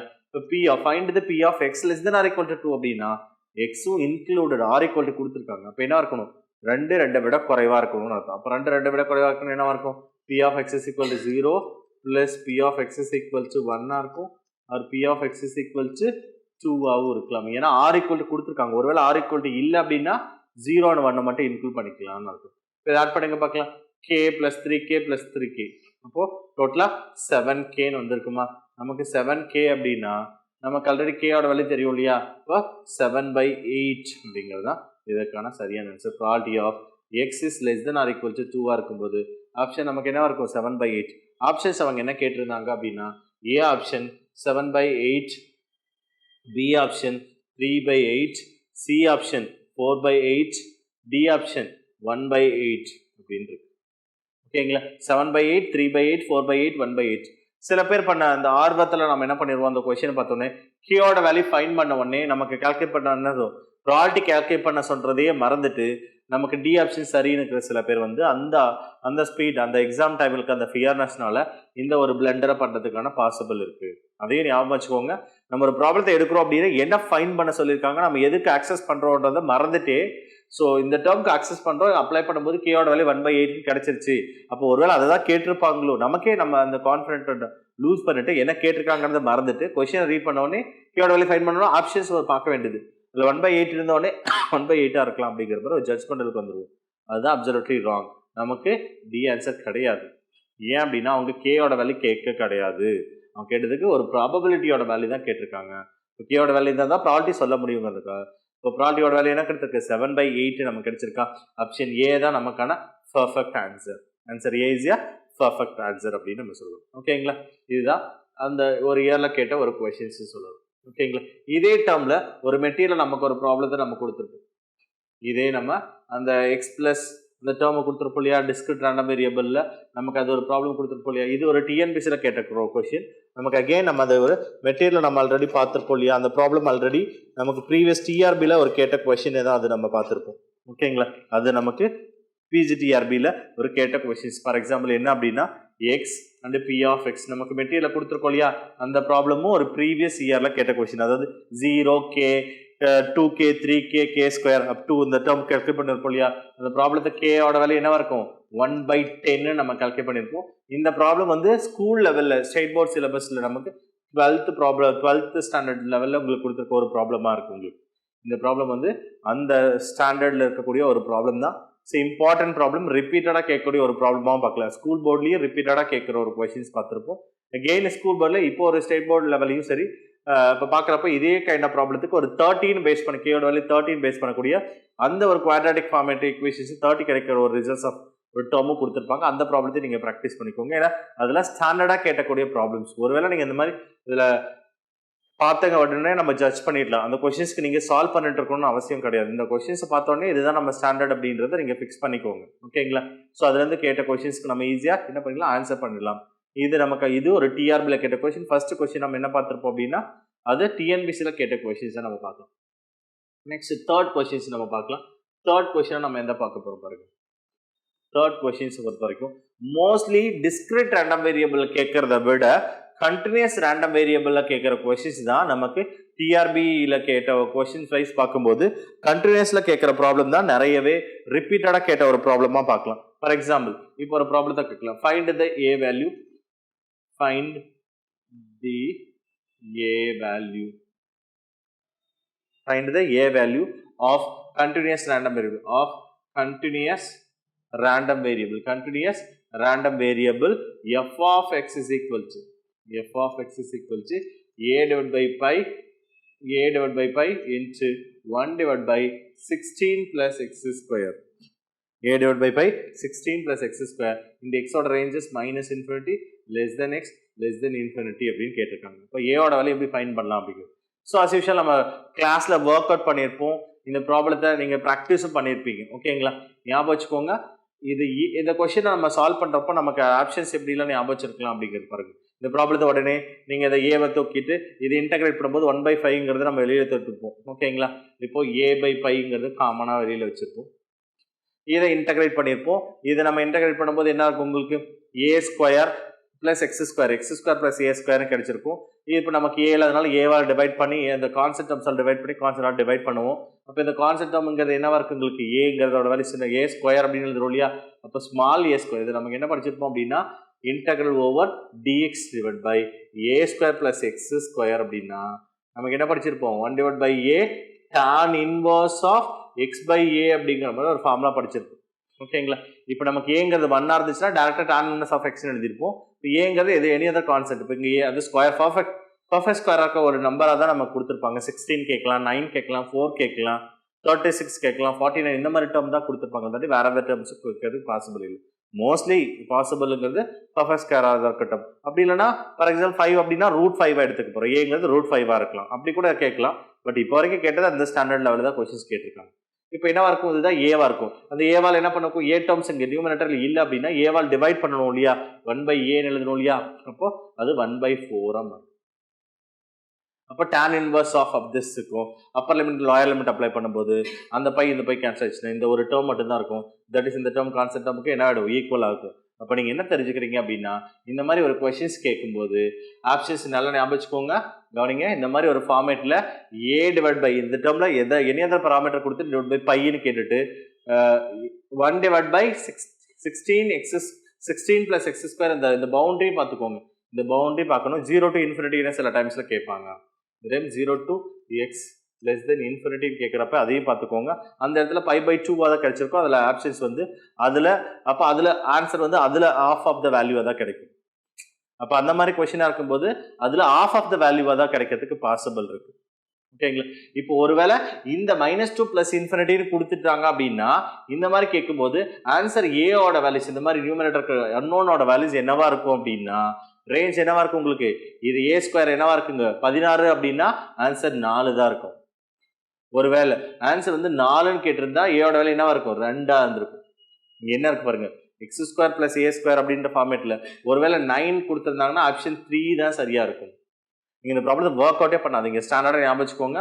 1/x² + A² அப்படிங்கிற ஒரு ஃபார்முலா இருந்துச்சு அப்படின்னா ஏவோட வேல்யூ என்னவா அதுதான் அதுக்கான ஆன்சர். என்னதுன்னா x² + A² அப்படின்ற ஒரு ஃபார்ம் இருக்கும். எப்போ அப்படின்னா இங்க நியூமரேட்டர் ஒரு கான்செப்ட் நம்ம கேட்கும்போது டினாமினேட்டருக்கு பை எப்பவுமே கொடுத்துருவாங்க. எந்த இன்டர்வல்ல ஃபுல் ரேஞ்ச் இன்டர்வலா இருக்கும்போது ஒருவேளை 0 to இன்ஃபினிட்டியா கேட்டு இதே ப்ராப்ளத்துக்கு 0 to இன்ஃபினிட்டியா இருந்துச்சு அப்படின்னா இதே ப்ராப்ளத்துக்கு 0 to இன்ஃபினிட்டியா இருந்துன்னா ஏவோட வேல்யூ என்னவா இருக்கும் அப்படின்னா அதுல ஆஃப் ஆஃப் த வேல்யூ அர்த்தம். ஏன்னா -2 + இன்ஃபினிட்டி பாதி இன்டர்வலா இருக்குமா அர்த்தமா? அப்ப இந்த டேர்ம் என்ன இருக்கும்? இந்த ரேஞ்ச்க்கு 0 to infinity upper limit lower limit apply பண்ணி பை பை 2 மட்டும் தான் கிடைச்சிருக்கும். இந்த பை அதுல பை கேன்சல் ஆயிட்டு 1/2 இருக்கு. A/2 தான் இருக்கும். அப்ப கண்டிப்பா அதுல என்னவா இருக்கும் உங்களுக்கு? ஏல ஆஃப் ஆஃப் த வேல்யூவா இருக்கும்னு அர்த்தம். அப்ப கண்டிப்பா 2ஆ தான் இருக்கும். அப்ப டைரக்டா இதே क्वेश्चनக்கு -2 + இன்ஃபினிட்டி அப்படின்னா அதோட வேல்யூஸ் என்னவா இருக்கும் அப்படின்னா 4 அப்படின்னு சொல்றோம். ஓகேங்களா? அதுல ஆஃப் ஆஃப் த ரேஞ்ச் என்ன இருக்கும்போது கண்டிப்பா ஏவோட வேல்யூ என்ன இருக்கும்? 2ஆ தான் இருக்கும். அதை நீங்க அப்ளை பண்ணி கூட நீங்க ப்ராக்டிஸ் பண்ணி பாருங்க. என்ன ரேஞ்ச் கொடுக்குறாங்க, என்ன லிமிட் இருக்குன்னு பாருங்க. ஆப்ஷன்ஸ் இதுக்கு என்ன கொடுத்துருக்காங்க, அந்த ப்ராப்ளத்துக்கு என்ன கொடுத்துருக்காங்கன்னா ஏவோட ஆன்சர் என்ன கொடுத்துருப்பாங்க அப்படின்னா 16, B is equal to 4 and C is equal to 3 and D is equal to 2. ஓகேவா? ஆப்ஷன் நம்ம எதை சூஸ் பண்ண போறோம்? B is equal to 4 அப்படிங்கிறது நமக்கான சரியான ஆன்சர். இது எப்போனா -into +இன்ஃபினிட்டிங்கிற ரேஞ்சில் அப்ளை பண்ணும்போது ஒருவேளை 0 to இன்ஃபினிட்டியா இருக்கும்போது டியோட வேல்யூ என்ன அதோட ஏவோட வேல்யூ என்னவா இருக்கலாம்? 2ஆ இருக்கிறதுக்கு பாசிபிள் இருக்கு. ஓகேங்களா? அதனால ஞாபகம் வச்சுக்கோங்க. எந்த இன்டர்வல்ல எப்படி ஃபார்மேட்டை கேட்டிருக்காங்கன்றத கொஞ்சம் கிளியர் கட்டா ஞாபகம் வச்சுக்கோங்க.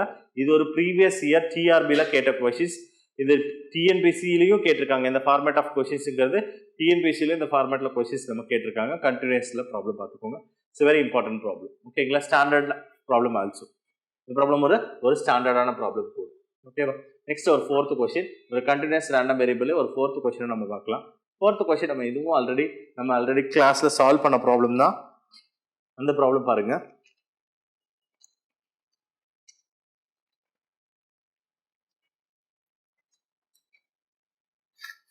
If x is continuous random variable, x is continuous random variable, x is a continuous random variable with PDF னா தெரியலையா? ப்ராபபிலிட்டி டென்சிட்டி ஃபங்க்ஷன் கண்டினியூஸ் கொடுத்தாவே அது PDF தான் இருக்கும். ஸோ இதில் ரெண்டுல ஏதாவது ஒரு வார்த்தை கொடுத்தா கூட போதும். இல்லை அதை கொடுத்துருக்க ஃபங்க்ஷன் இன்டர்வலை பார்த்தாவே நம்ம தெரிஞ்சுக்கணும். And f of x is equal to ax square. f of x is equal to ax square. Range என்ன கொடுத்துருக்காங்க? 0 less than or equal to x less than or equal to 1 அப்படின்னு கேட்டிருக்காங்க. a less than or equal to x less than or equal to 1 அப்படின்னு கேட்டிருக்காங்க. ஓகேவா? இப்போ இந்த கொடுத்துருக்கக்கூடிய ஆன்சர்ஸ்ல ஏவோட வேல்யூ என்னன்றதா கொஸ்டின்ஸை கேட்டிருக்காங்க. ஓகேங்களா? இப்போ கவனிங்க பார்க்கலாம். ரொம்ப சிம்பிள். இதுக்கான ஆப்ஷன்ஸ்லாம் நமக்கு என்ன இருக்கு அப்படின்னா that is a is equal to 1 and b is equal to 2 and c is equal to 3 and d is equal to something none அப்படின்னு கொடுத்துருக்கு. ஓகேங்களா? இந்த மாதிரி இது ஒரு ப்ரீவியஸ் இயர்ல கேட்ட கொஸ்டின்ஸ். இந்த கொஸ்டினை நம்ம எப்படி சால்வ் பண்ணலாம் அப்படிங்கிறது நம்ம பார்த்துருப்போம். f of x நம்ம கண்டிஷன்ஸ் தெரியல, ப்ராப்ளம் ஒர்க் அவுட் பண்றப்ப என்ன பண்ணிருப்போம்? Integral over f of x நம்ம என்ன சொல்லிருக்கணும்? கொடுத்துருக்கக்கூடிய டேர்ம்ல இந்த பாராமீட்டர் ஏயோட வேல்யூ தான் கேட்டிருக்கோம். அன்னோன் பாராமீட்டரோட ஏயோட வேல்யூ என்னன்றதா கொஸ்டின்ஸ். அப்போ ஏன்னு கேட்கும்போது நமக்கு என்ன தெரியும்? ஒரு கண்டினியூஸ் ரேண்டம் வேரியபிளா கொடுத்துருக்கக்கூடிய இன்டர்வல்ல அந்த ஃபங்க்ஷனோட வேல்யூ என்னவா இருக்கணும்? அந்த ஃபங்க்ஷன் நம்ம இன்டெகிரேட் பண்ணும்போது என்ன இருக்கும்? f of x இன்டெகிரேட் பண்ணீங்க அப்படின்னா ஒரு வேல்யூ என்னவா இருக்கணும்? 1 இருக்கும். கொடுத்துருக்க எந்த இன்டர்வல் கொடுத்துருக்காங்க? 0 to 1 அப்படிங்கிற இந்த இன்டர்வல். ஓகேங்களா? ஸோ இதை நம்ம என்ன பண்ணோம்? அந்த ஃபங்க்ஷனை போட்டு இன்டெகிரேட் பண்ணிட்டு அதுக்கப்புறம் அப்பர் லிமிட் லோயர் லிமிட் பண்ணி ஏவை நம்ம கால்குலேட் பண்ணோம் இல்லையா? இப்போ இந்த மாதிரி ஏ அப்படின்னு கொடுத்துட்டு மாதிரி கேட்கும்போது x² இந்த மாதிரி டேர்மாக கேட்கும்போது நமக்கு என்ன ஆன்சராக இருக்கும் அப்படின்னா இங்கே பாருங்க, இந்த டேர்ம் 2 இருந்தது அப்படின்னா இந்த ரேஞ்சில் இருக்கும்போது பார்த்துக்கோங்க. இந்த ரேஞ்சில் 0 to 1ங்கிற ரேஞ்சில் அப்ளை பண்ணும்போது தான், எல்லா ரேஞ்சும் கிடையாது, 1ங்கிற ரேஞ்சில் மட்டும். இங்கே 2 இருந்ததுன்னா இன்டெகிரேட் பண்ணும்போது எனக்கு பவர் 1 இன்க்ரீஸ் ஆகுமா? அப்போ 3 தான் ஆன்சர். ஞாபகம் வச்சுக்கோங்க. இப்போ a into x ஸ்கொயர் இருக்கா, இன்டகிரேட் தான் பண்ண போறோம். ஏன்னா நம்ம f of x into ds integrate பண்ண போறோம். இதை நம்ம என்ன பண்ண போறோம், x ஸ்கொயர் இருக்கா, அப்போ இன்டகிரேட் பண்ணும்போது பவர் ஒன்று கூடுமா, x கியூப். அப்போ பவர்ல என்ன இருக்கு, 3 தான் ஆன்சரா இருக்கும். நீங்க ஒர்க் அவுட் பண்ணி பார்த்தீங்கன்னா செக் பண்ணிக்கலாம். இதே பவர் 4 இருக்கு சார், இப்போ 4 இருந்தால் ஆன்சர் என்ன வரும் அப்படின்னா 5 இருக்குது தான் ஆன்சர் வரும். அப்போ 6 இருந்தது அப்படின்னா 7. அதை விட ஒன்று பவர்ல ஒன்று கூட்டிட்டு சொல்லிட்டீங்க அப்படின்னா, இந்த இன்டர்வலுக்கு இந்த மாதிரி ஒரு ஃபங்க்ஷன் எக்ஸ் ஸ்கொயர் மட்டும் கேட்டிருந்தாங்க அப்படின்னா, அதுல இருந்து ஒன்று பவர்ல ஒன்று ஆட் பண்ணி சொல்லிட்டீங்க அப்படின்னா, அதுதான் ஏயோட கான்ஸ்டன்டோட வேல்யூஸ். சிம்பிள் ஞாபகம் வச்சுக்க முடியும் இல்லையா? If f of x is a continuous random variable with PDF, f of x is equal to ax square அப்படின்றதுன்னா கியூப் சொல்லலாம். இதே ax இருக்கு அப்படின்னு வச்சுக்கோங்களேன், ax இருந்தா ஆன்சர் என்ன இருக்கும், 2 ஆன்சர், 2ங்கிறது சரியான ஆன்சரா இருக்கும். 0 to 1 இன்டர்வல்ல பார்த்துக்கோங்க, 0 to 1 இன்டர்வல்ல தான். ஏன்னா அப்பதான் எக்ஸோட வேல்யூக்கு 1 ரிப்ளேஸ் பண்ணும்போது அதோட வேல்யூஸ்ல என்ன ஆயிடும், 1 மாறிடும். இதே டேர்ம் 0 to 3ங்கிற ஆப்ஷனை கொடுத்தும் கேட்கலாம். ஓகேங்களா, 0 to 3 கொடுத்தும் நமக்கான கொஸ்டின்ஸ் நம்ம கேட்டு, இந்த மாதிரி லிமிட்ஸ் மாற்றி கேட்டும் இதே மாதிரி ஃபங்க்ஷன்ஸ் கொடுத்தும் நமக்கு கொஸ்டின்ஸை கேட்கலாம். இந்த மாதிரி ஏ கொடுத்துட்டு பாருங்க பவர் இதை விட ஒன்று சேர்த்து சொல்றோம். இது ஒரு ஒன்ஸ் அகைன் நம்ம கொஸ்டின்ஸை நம்ம படிக்கிறதுனால ஒரு ஸ்டாண்டர்டைஸ் பண்ணிக்க முடியும். ஸோ அப்போ 4th கொஸ்டின் நம்ம என்ன பண்றோம் அப்படின்னா ax ஸ்கொயர், அப்போ என்ன இன்டர்வல் 0 to 1 என்ற இன்டர்வல்ல ஒன்று கூட்டிட்டோம் அப்படின்னா 3, இப்போ 3 தான் சரியான ஆன்சராக இருக்கும். இது நம்ம கிளாஸ்ல ஒர்க் அவுட் பண்ணியிருக்கோம், நம்ம டெஸ்ட்லையும் கொடுத்துருக்கோம் இல்லையா. இப்போ 4th கொஸ்டினுக்கு option C is yeah correct answers. ஓகேங்களா, இது ஒரு இம்பார்ட்டன்ட் கொஸ்டின்ஸ். அனதர் ஒன், இதே பிடிஎஃப்ல இன்னும் 2 கொஸ்டின்ஸ் நமக்கு இம்பார்ட்டண்டா திரும்ப திரும்ப கேட்க கொஸ்டின், ஒரு continuous random variable. Next question 5th question பார்க்கலாம். 5th question,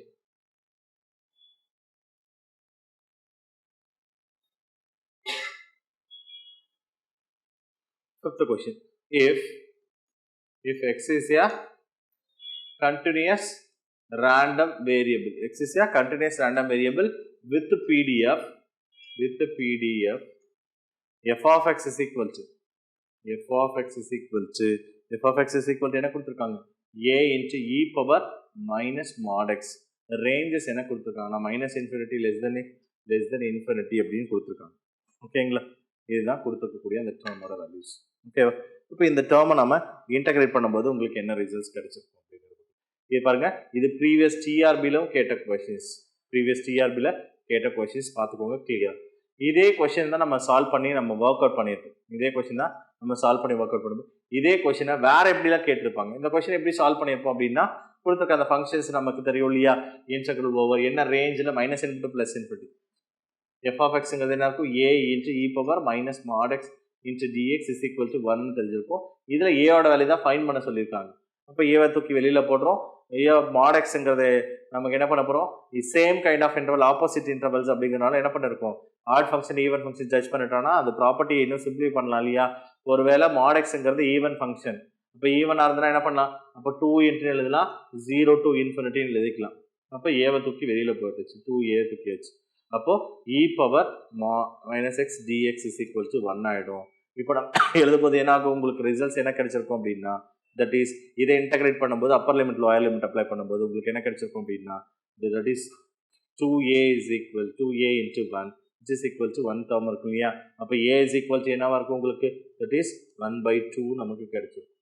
a is equal to 1/2 கிடைச்சிருக்கும். எப்போ அப்படின்னா மைனஸ் இன்ஃபினிட்டி பிளஸ் இன்ஃபினிட்டிலாம் நம்ம ஒர்க் அவுட் பண்ணக்கூடிய அந்த ப்ராப்ளம். இது ப்ரீவியஸ் டிஆர்பியில் கேட்ட கொஸ்டின். இதே ஃபங்க்ஷனை டிஆர்பிலையும் சரி டிஎன்பிசிலையும் மாற்றி கேட்டிருக்காங்க. என்ன அப்படின்னா 0 to infinity, இப்போ மாடுலஸ் ஆஃப் எக்ஸ்ன்னு கேட்காம வெறும் எக்ஸ் மட்டும் கேட்டிருக்காங்க. வெறும் எக்ஸ் மட்டும் கேட்கும் போது என்ன ஆகும் உங்களுக்கு, அப்போ இந்த 2ன்னு ஆன்சர் வருமானா கிடையாது, ஆன்சர் நமக்கு என்ன இருக்கும், 1ன்னு தான் இருக்கும். ஓகேங்களா, அப்போ இந்த இன்டர்வல்ல 1 தான் கிடைக்கும். இப்போ ஃபார் எக்ஸாம்பிள் என்ன ஆகும், 0 to இந்த ஆடை ஈவனாக பிரிக்கிறப்ப தான் 2ங்கிற ப்ராப்பர்ட்டி இருக்கும். இப்போ 0 ஆகும்போது என்ன ஆகும், 0 ஆயிடுச்சு. அப்போ இந்த பக்கம் என்ன ஆகிடும், எக்ஸாக தான் இருக்கும், ஏவை தூக்கி வெளியில் போட்டோம். இப்போ டேர்ம் நமக்கு ரிமைனிங் என்ன டேர்ம் தான் உங்களுக்கு இதுக்கு பெண்டிங்கில் என்ன இருக்கும், உங்களுக்கு ஏ மட்டும்தான் இருக்கும். இதை இன்டகிரேட் பண்ணுறோம். இன்டகிரேட் பண்ணும்போது upper limit lower limit apply பண்ணும்போது உங்களுக்கு என்ன கிடைச்சிருக்கும் அப்படின்னா, கெயின் 1 தான் கிடைச்சிருக்கும். ஆன்சர் நமக்கு என்ன இருக்கும், இந்த 2ங்கிறது மாறிட்டு ஏவோட வேலை என்னவா மாறிடும் உங்களுக்கு, a is equal to 1 தான் நமக்கு கிடைச்சிருக்கும். பார்த்துக்கோங்க, இதே கொஸ்டினை திரும்ப 2 டைம் கேட்டிருக்காங்க. a into e power mod x கேட்டு மைனஸ் இன்ஃபினிட்டி பிளஸ் இன்ஃபினிட்டினா 1/2. இதே a into e power minus x கேட்டுட்டு 0 to infinity கேட்டானா 1. இந்த ஆன்சர் ஞாபகம் வச்சுக்கோங்க. முடிஞ்ச வரைக்கும் இது ரிப்பீட்டடாக கேட்குற ஒரு கொஸ்டினாகவும் நம்ம பார்க்கலாம். இது ஒரு ஸ்டாண்டர்டைஸ் ப்ராப்ளம் கூட. ஓகேவா, ஸோ இதை கொஞ்சம் ஞாபகம் வச்சுட்டிங்கன்னா ஆன்சர்ஸ் இதை இந்த மாதிரி டைப் ஆஃப் ப்ராப்ளம் கேட்கும்போது நம்ம ஈஸியாக ஞாபகம் வச்சுக்கலாம். ஓகேங்களா? நெக்ஸ்ட் அடுத்தது நம்ம இது டைரக்டா டிஸ்கிரீட் அண்ட் கண்டினியூஸ் ரேண்டம் வேரியபிளா ரிலேட்டடா கேட்ட கொஸ்டின்ஸ் நம்ம பார்த்துருக்கோம் இது வரைக்கும். நெக்ஸ்ட் இந்த மேத்தமெட்டிக்கல் எக்ஸ்பெக்டேஷனோட கான்செப்ட்ஸ்ல என்னென்ன கொஸ்டின்ஸ்ல நம்ம கேட்டிருக்காங்கிறது நம்ம பார்க்கலாம். இந்த மேத்தமெட்டிக்கல் எக்ஸ்பெக்டேஷனோட கான்செப்ட்ஸ் என்ன கேட்டிருக்காங்க அப்படின்னா, ஸோ டைரக்டாவே சில கொஸ்டின்ஸ் நமக்கு டைரக்ட் கொஸ்டின்ஸாவே கேட்டிருக்காங்க. அது ஈஸியஸ்ட் லெவல்லே கொஸ்டின்ஸ் இருக்கு. 6th கொஸ்டின் என்ன கேட்டிருக்காங்க பாருங்க. If x is a random variable and a comma b are constant. A comma b are constant. So variance of ax plus b is equal to அப்படின்னு கேட்டிருக்காங்க. Options என்ன கேட்டிருக்காங்க பாருங்க. Options a into variance of x plus bங்கிறது a square into variance of x, c is equal to a square into variance of x plus b, d is equal to a square variance of x plus b square அப்படிங்கிறது. ஒரு சிலர் ஒருத்தரும் type of answer பண்ணுவோம். கவனிச்சுக்கோங்க, நம்ம முன்னாடி ஒரு properties படிச்சிருக்கோம். ஓகேங்களா? ஒரு கான்செப்ட் நம்ம வேரியன்ஸ் கால்குலேட் பண்ணோம்னா 0 ஆகிடும்னு அர்த்தம். அப்போ நமக்கு எப்படி இருக்கணும்? ஒரு வேரியபிளை ஒரு வேரியன்ஸ் கால்குலேட் பண்ணால் அந்த வேரியபிள்ங்கிறது கான்செப்டோட மல்டிபிள் படிச்சிருக்கோம். கான்செப்டோட மல்டிபிள் இருந்துச்சுன்னா அதை ஸ்கொயர் பண்ணிக்கணும்னு அர்த்தம். அப்போது வேரியபிளாக இந்த கூட இந்த எக்ஸுங்க தான் வேரியபிள், அதோட கான்செப்ட் என்ன இருக்குது? ஏங்கிறது மல்டிபிள் ஆயிருக்கா? அப்போ அதை என்ன பண்ணணும்? மல்டிபிள்னா அதை ஸ்கொயர் பண்ணிக்கணுமா? அப்போ ஏ ஸ்கொயர். அப்போ ஏ ஸ்கொயர்னா a square variance of X plus variance of b. Variance of the constant is 0ன்னு சொல்லிட்டோமா? அப்போ option b is a correct answer. So இந்த கொஷின் வந்து மோஸ்ட் இம்பார்ட்டன்ட் கொஷின். இந்த கொஷின் டிஎன்பிசி டிஆர்பியில் ரெண்டுலையுமே கேட்டிருக்காங்க. டிஎன்பிசி அண்டு டிஆர்பி ரெண்டுலையுமே கேட்ட ஒரு ரிப்பீட்டட் கொஷினாக நம்ம பார்க்கலாம். ஓகேங்களா? இந்த ஸ்டேட்மெண்ட் சிம்பிள் கொஷின் நம்ம நினைப்போம். சில டைமில் என்ன பண்ணிடுவோம்னா மறந்துட்டு இந்த ஆன்சர் சிஎஸ் சூஸ் பண்ணுவோம். ஏன்னா variance of X plus b, அது பிங்கிறது ஏன்னா அந்த எக்ஸ்பெக்டோட வேல்யூ என்ன சொல்லியிருக்கோம்? Expectation of the concept is constant அப்படின்னு சொல்றோம் இல்லையா? அந்த கான்செப்ட் மறந்துட்டு இங்க ஒரு ஆன்சர் பண்ணிடுவீங்க. இல்லைன்னா கான்செப்ட் எப்பயுமே ஸ்கொயர் பண்ணணும்ன்ற மைண்ட் செட்ல இதை ஆன்சர் பண்ண ட்ரை பண்ணுவீங்க. சில பேர் என்னன்னா அந்த கான்செப்ட் விட்டுட்டு இந்த ஸ்கொயருங்கிறத மறந்துட்டு ஃபர்ஸ்ட் ஆப்ஷன் கொடுக்கும், அந்த ஸ்கொயரை மறந்துட்டு A into variance of X மட்டும் அப்படி எழுதுறது. ஸோ இந்த மாதிரி 4 ஆப்ஷனுமே மிஸ்டேக் பண்ணுங்க. இந்த கான்செப்ட்ஸ்ல அந்த ப்ராப்பர்ட்டியை கிளியரா கோ த்ரூ பண்ணிக்கோங்க. அதுல இருந்து கேட்ட கொஸ்டின்ஸ் ஈஸியா ஆன்சர் பண்றதுக்கு இது பெட்டர் சோர்சஸ். ஓகேங்களா? அகைன் இந்த ப்ராப்பர்ட்டி பேஸ் பண்ணி அனதர் ஒரு இயர்ல ஒரு கொஸ்டின்ஸ் கேட்டிருந்தாங்க. அது என்ன கொஸ்டின் அப்படின்னா, இதே இந்த ப்ராப்பர்ட்டி இப்போ அப்ளை பண்ணக்கூடிய இந்த ப்ராப்பர்ட்டி பேசஸ் ஆன ஒரு கொஸ்டின்ஸ் என்ன கேட்டிருந்தாங்க அப்படின்னு பார்க்கலாம். So 7th question, if variance of x is equal to 4 and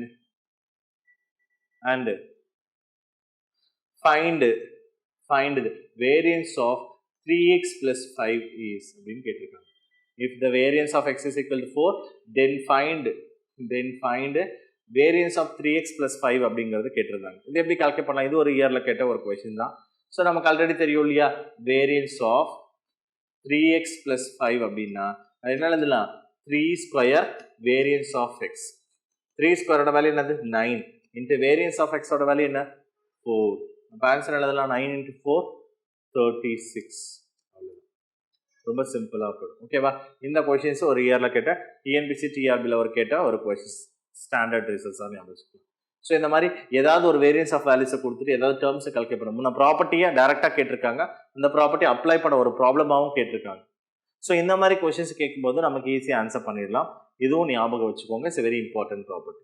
இந்த ப்ராப்பர்ட்டியிலேருந்து தான் கொஸ்டின்ஸ் நமக்கு கேட்டிருக்காங்க. ஸோ இதெல்லாமே அனதர் ஒன் நம்ம என்னது எம்ஜிஎஃப்லேருந்து ஒரு ப்ராப்ளம் கேட்டிருப்பாங்க.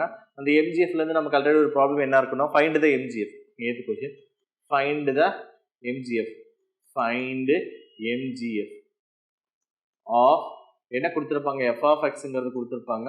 என்ன கொடுத்துருக்காங்கன்னா 1/2a minus a less than or equal to x less than or equal to plus a 0 otherwise அப்படின்னு கொடுத்துருப்பாங்க. இது யூனிஃபார்ம் டிஸ்ட்ரிபியூஷனோட பிடிஎஃப் கொடுத்து நம்ம கேட்டிருப்பாங்க.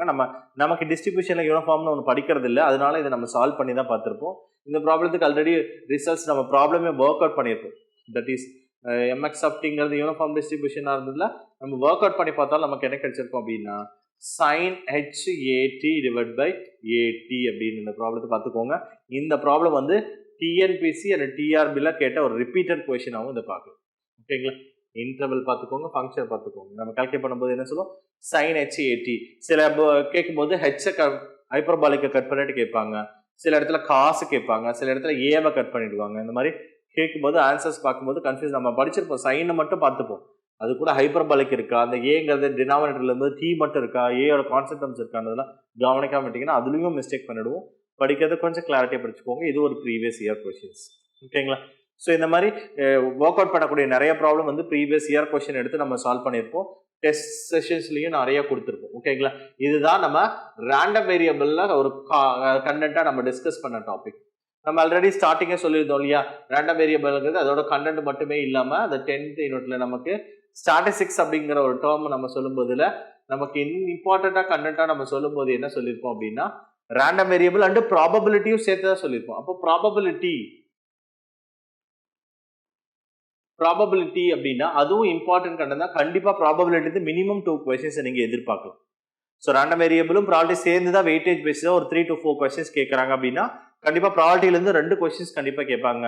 ரேண்டம் 4 கொஸ்டின் தான், 2 வேரியபிள் 2 கொஸ்டின்ஸ் ரேண்டம் வேரியபிளுக்கு 2 கொஸ்டின் ப்ராபபிலிட்டி கேட்கலாம். இல்ல 4 கொஸ்டின்ல ப்ராபபிலிட்டியில மட்டுமே 3 கொஸ்டின்ஸ் கேட்டு ரேண்டம் வேரியபிள் ஒரு கொஸ்டின். அதாவது கண்டிப்பா ரெண்டும் சேர்த்து தான் ஒரு வெயிட்டேஜ் பேஸ் தான் நம்ம கால்குலேட் பண்ணணும். அந்த வகையில் ப்ராபபிலிட்டியில நீங்க படிக்கிறீங்க அப்படின்னா கம்பல்சரி நீங்க ப்ராபபிலிட்டியில பேசிக் ப்ராபபிலிட்டியில நிறைய கைண்ட் ஆஃப் ப்ராப்ளம், நிறைய ரிசல்ட்ஸ் கொடுத்துருப்பாங்க. அதுவும் நீங்க பார்த்துக்கோங்க. ஒருவேளை டிஃபிகல்ட்டா நீங்க ஃபீல் பண்ற மாதிரி தெரிஞ்சாலும் நீங்க கம்பல்சரி தெரிஞ்சுக்க வேண்டியது ப்ராபபிலிட்டியில நீங்க எதை படிச்சு விட்டாலும் பரவாயில்ல, conditional probability and Bayes theorem. கண்டிப்பா இந்த ஸ்டேட்மெண்ட் ப்ராப்பர்ட்டி ரிசல்ட்ஸ் முடிஞ்ச வரைக்கும் அப்ளைடு ப்ராப்ளமா இல்லைனாலும் பரவாயில்ல, கண்டிஷனல் ப்ராபபிலிட்டியோட ப்ராப்பர்ட்டி ரிசல்ட்ஸ் பேஸ் தியரத்தோட ஸ்டேட்மெண்ட் ப்ராப்ளம் ஸ்டேட்மெண்ட் இந்த பேஸ் தியரத்தோட ஸ்டேட்மெண்ட் முடிஞ்ச வரைக்கும் அந்த ப்ராப்ளத்தை முடிஞ்ச வரைக்கும் உங்களுக்கு ஷார்ட்டாகவே சொல்லி ஒர்க் அவுட் பண்ணிப்போம். எப்படி உங்களுக்கு அந்த பேஸ் தியரத்தோட ஃபார்முலா இல்லாமல் எப்படி ஷார்ட்டாக ஒர்க் அவுட் பண்ண முடியும், எப்படி நம்ம ட்ரிக்கை ஞாபகம் வச்சுக்க முடியுன்றதுக்கான ஒரு ட்ரிக்கி பாயிண்ட்டையும் நான் உங்களுக்கு கிளாஸஸில் கொடுத்துருப்போம். நீங்கள் அதை ஃபாலோ பண்ணியிருப்பீங்கன்னு நினைக்கிறேன். அதை வச்சு நீங்கள் ஒரு டேபிள் மூலியமாக ஆக்சஸ் பண்ணியிருப்போம் சொல்லியா, அந்த பேசிஸில் இந்த ப்ராப்ளத்தை ஷார்ட் அவுட் பண்ணிக்கோங்க முடிஞ்ச வரைக்கும். இல்லை நீங்கள் நார்மல் ஃபார்முலா டெக்னிக்கே படிச்சிருந்தாலும் நீங்கள் அதை ஃபாலோ பண்ணிக்கோங்க, ஒரு ப்ராப்ளம் கிடையாது. பட் இந்த 2 கான்செப்ட்ஸ் வந்து கம்பல்சரி உங்களுக்கு கொஸ்டின்ஸ் கேட்பாங்க. கண்டிஷனல் ப்ராபபிலிட்டி பேஸ் தியரம் இல்லாத கொஸ்டின்ஸ் நமக்கு வராது. அதனால கிளியரா தெரிஞ்சுக்கோங்க. கண்டிஷனல் ப்ராபபிலிட்டி பேஸ் தியரம் இது ஒரு ஸ்கூல் லெவல் ஸ்டாண்டர்ட், அதாவது 12th ஸ்டாண்டர்ட் லெவல்லையே உங்களுக்கான இதுக்கான கண்டென்ட் 11thலேயே உங்களுக்கு பேஸ் தியரத்தோட கான்செப்ட்ஸ் நம்ம கொடுத்துருப்பாங்க. ஃபார் எக்ஸாம்பிள் ஸ்டேட் போர்ட் புக்காக இருந்ததுன்னா 11th ஸ்டாண்டர்ட்லேயே இருக்கும். ஃபார் எக்ஸாம்பிள் சிபிஎஸ்சியாக இருந்ததுன்னா 12th ஸ்டாண்டர்ட் லெவல்லையே உங்களுக்கு இதுக்கான பேஸ் தியரத்தோட கான்செப்ட்ஸ் நம்ம அங்கேயே பார்த்துருப்போம். ஃபார் எக்ஸாம்பிள் இந்த பேஸ் தியரத்தோட கான்செப்ட் பார்த்தீங்கன்னா 19 TRB அண்ட் 17 TRBயில் நமக்கு ஒரு ஒரு பர்சன் வந்து ஏங்கிற ஒரு பர்சன் வந்து ஒரு 5 விஷயத்த பேசுகிறோன்னா அதில் வந்து 4 விஷயங்கள் வந்து ட்ரூத்தாக இருக்கும், ஒரு விஷயத்த வந்து லையாக இருக்கும் அப்படிங்கிற கான்செப்ட்ஸில் 2 டைம் அதே கைண்ட் ஆஃப் ப்ராப்ளத்தை ரிப்பீட்டடாக 17 and 19 TRBயில் கேட்டிருப்பாங்க அந்த கொஸ்டின்ஸை. ஓகேங்களா? இது எல்லாமே ஸ்கூல் லெவலில் இருக்கக்கூடிய அந்த பேஸ் லெவல் ப்ராப்ளத்தை தான் எடுத்திருப்பாங்க. ஓகேங்களா?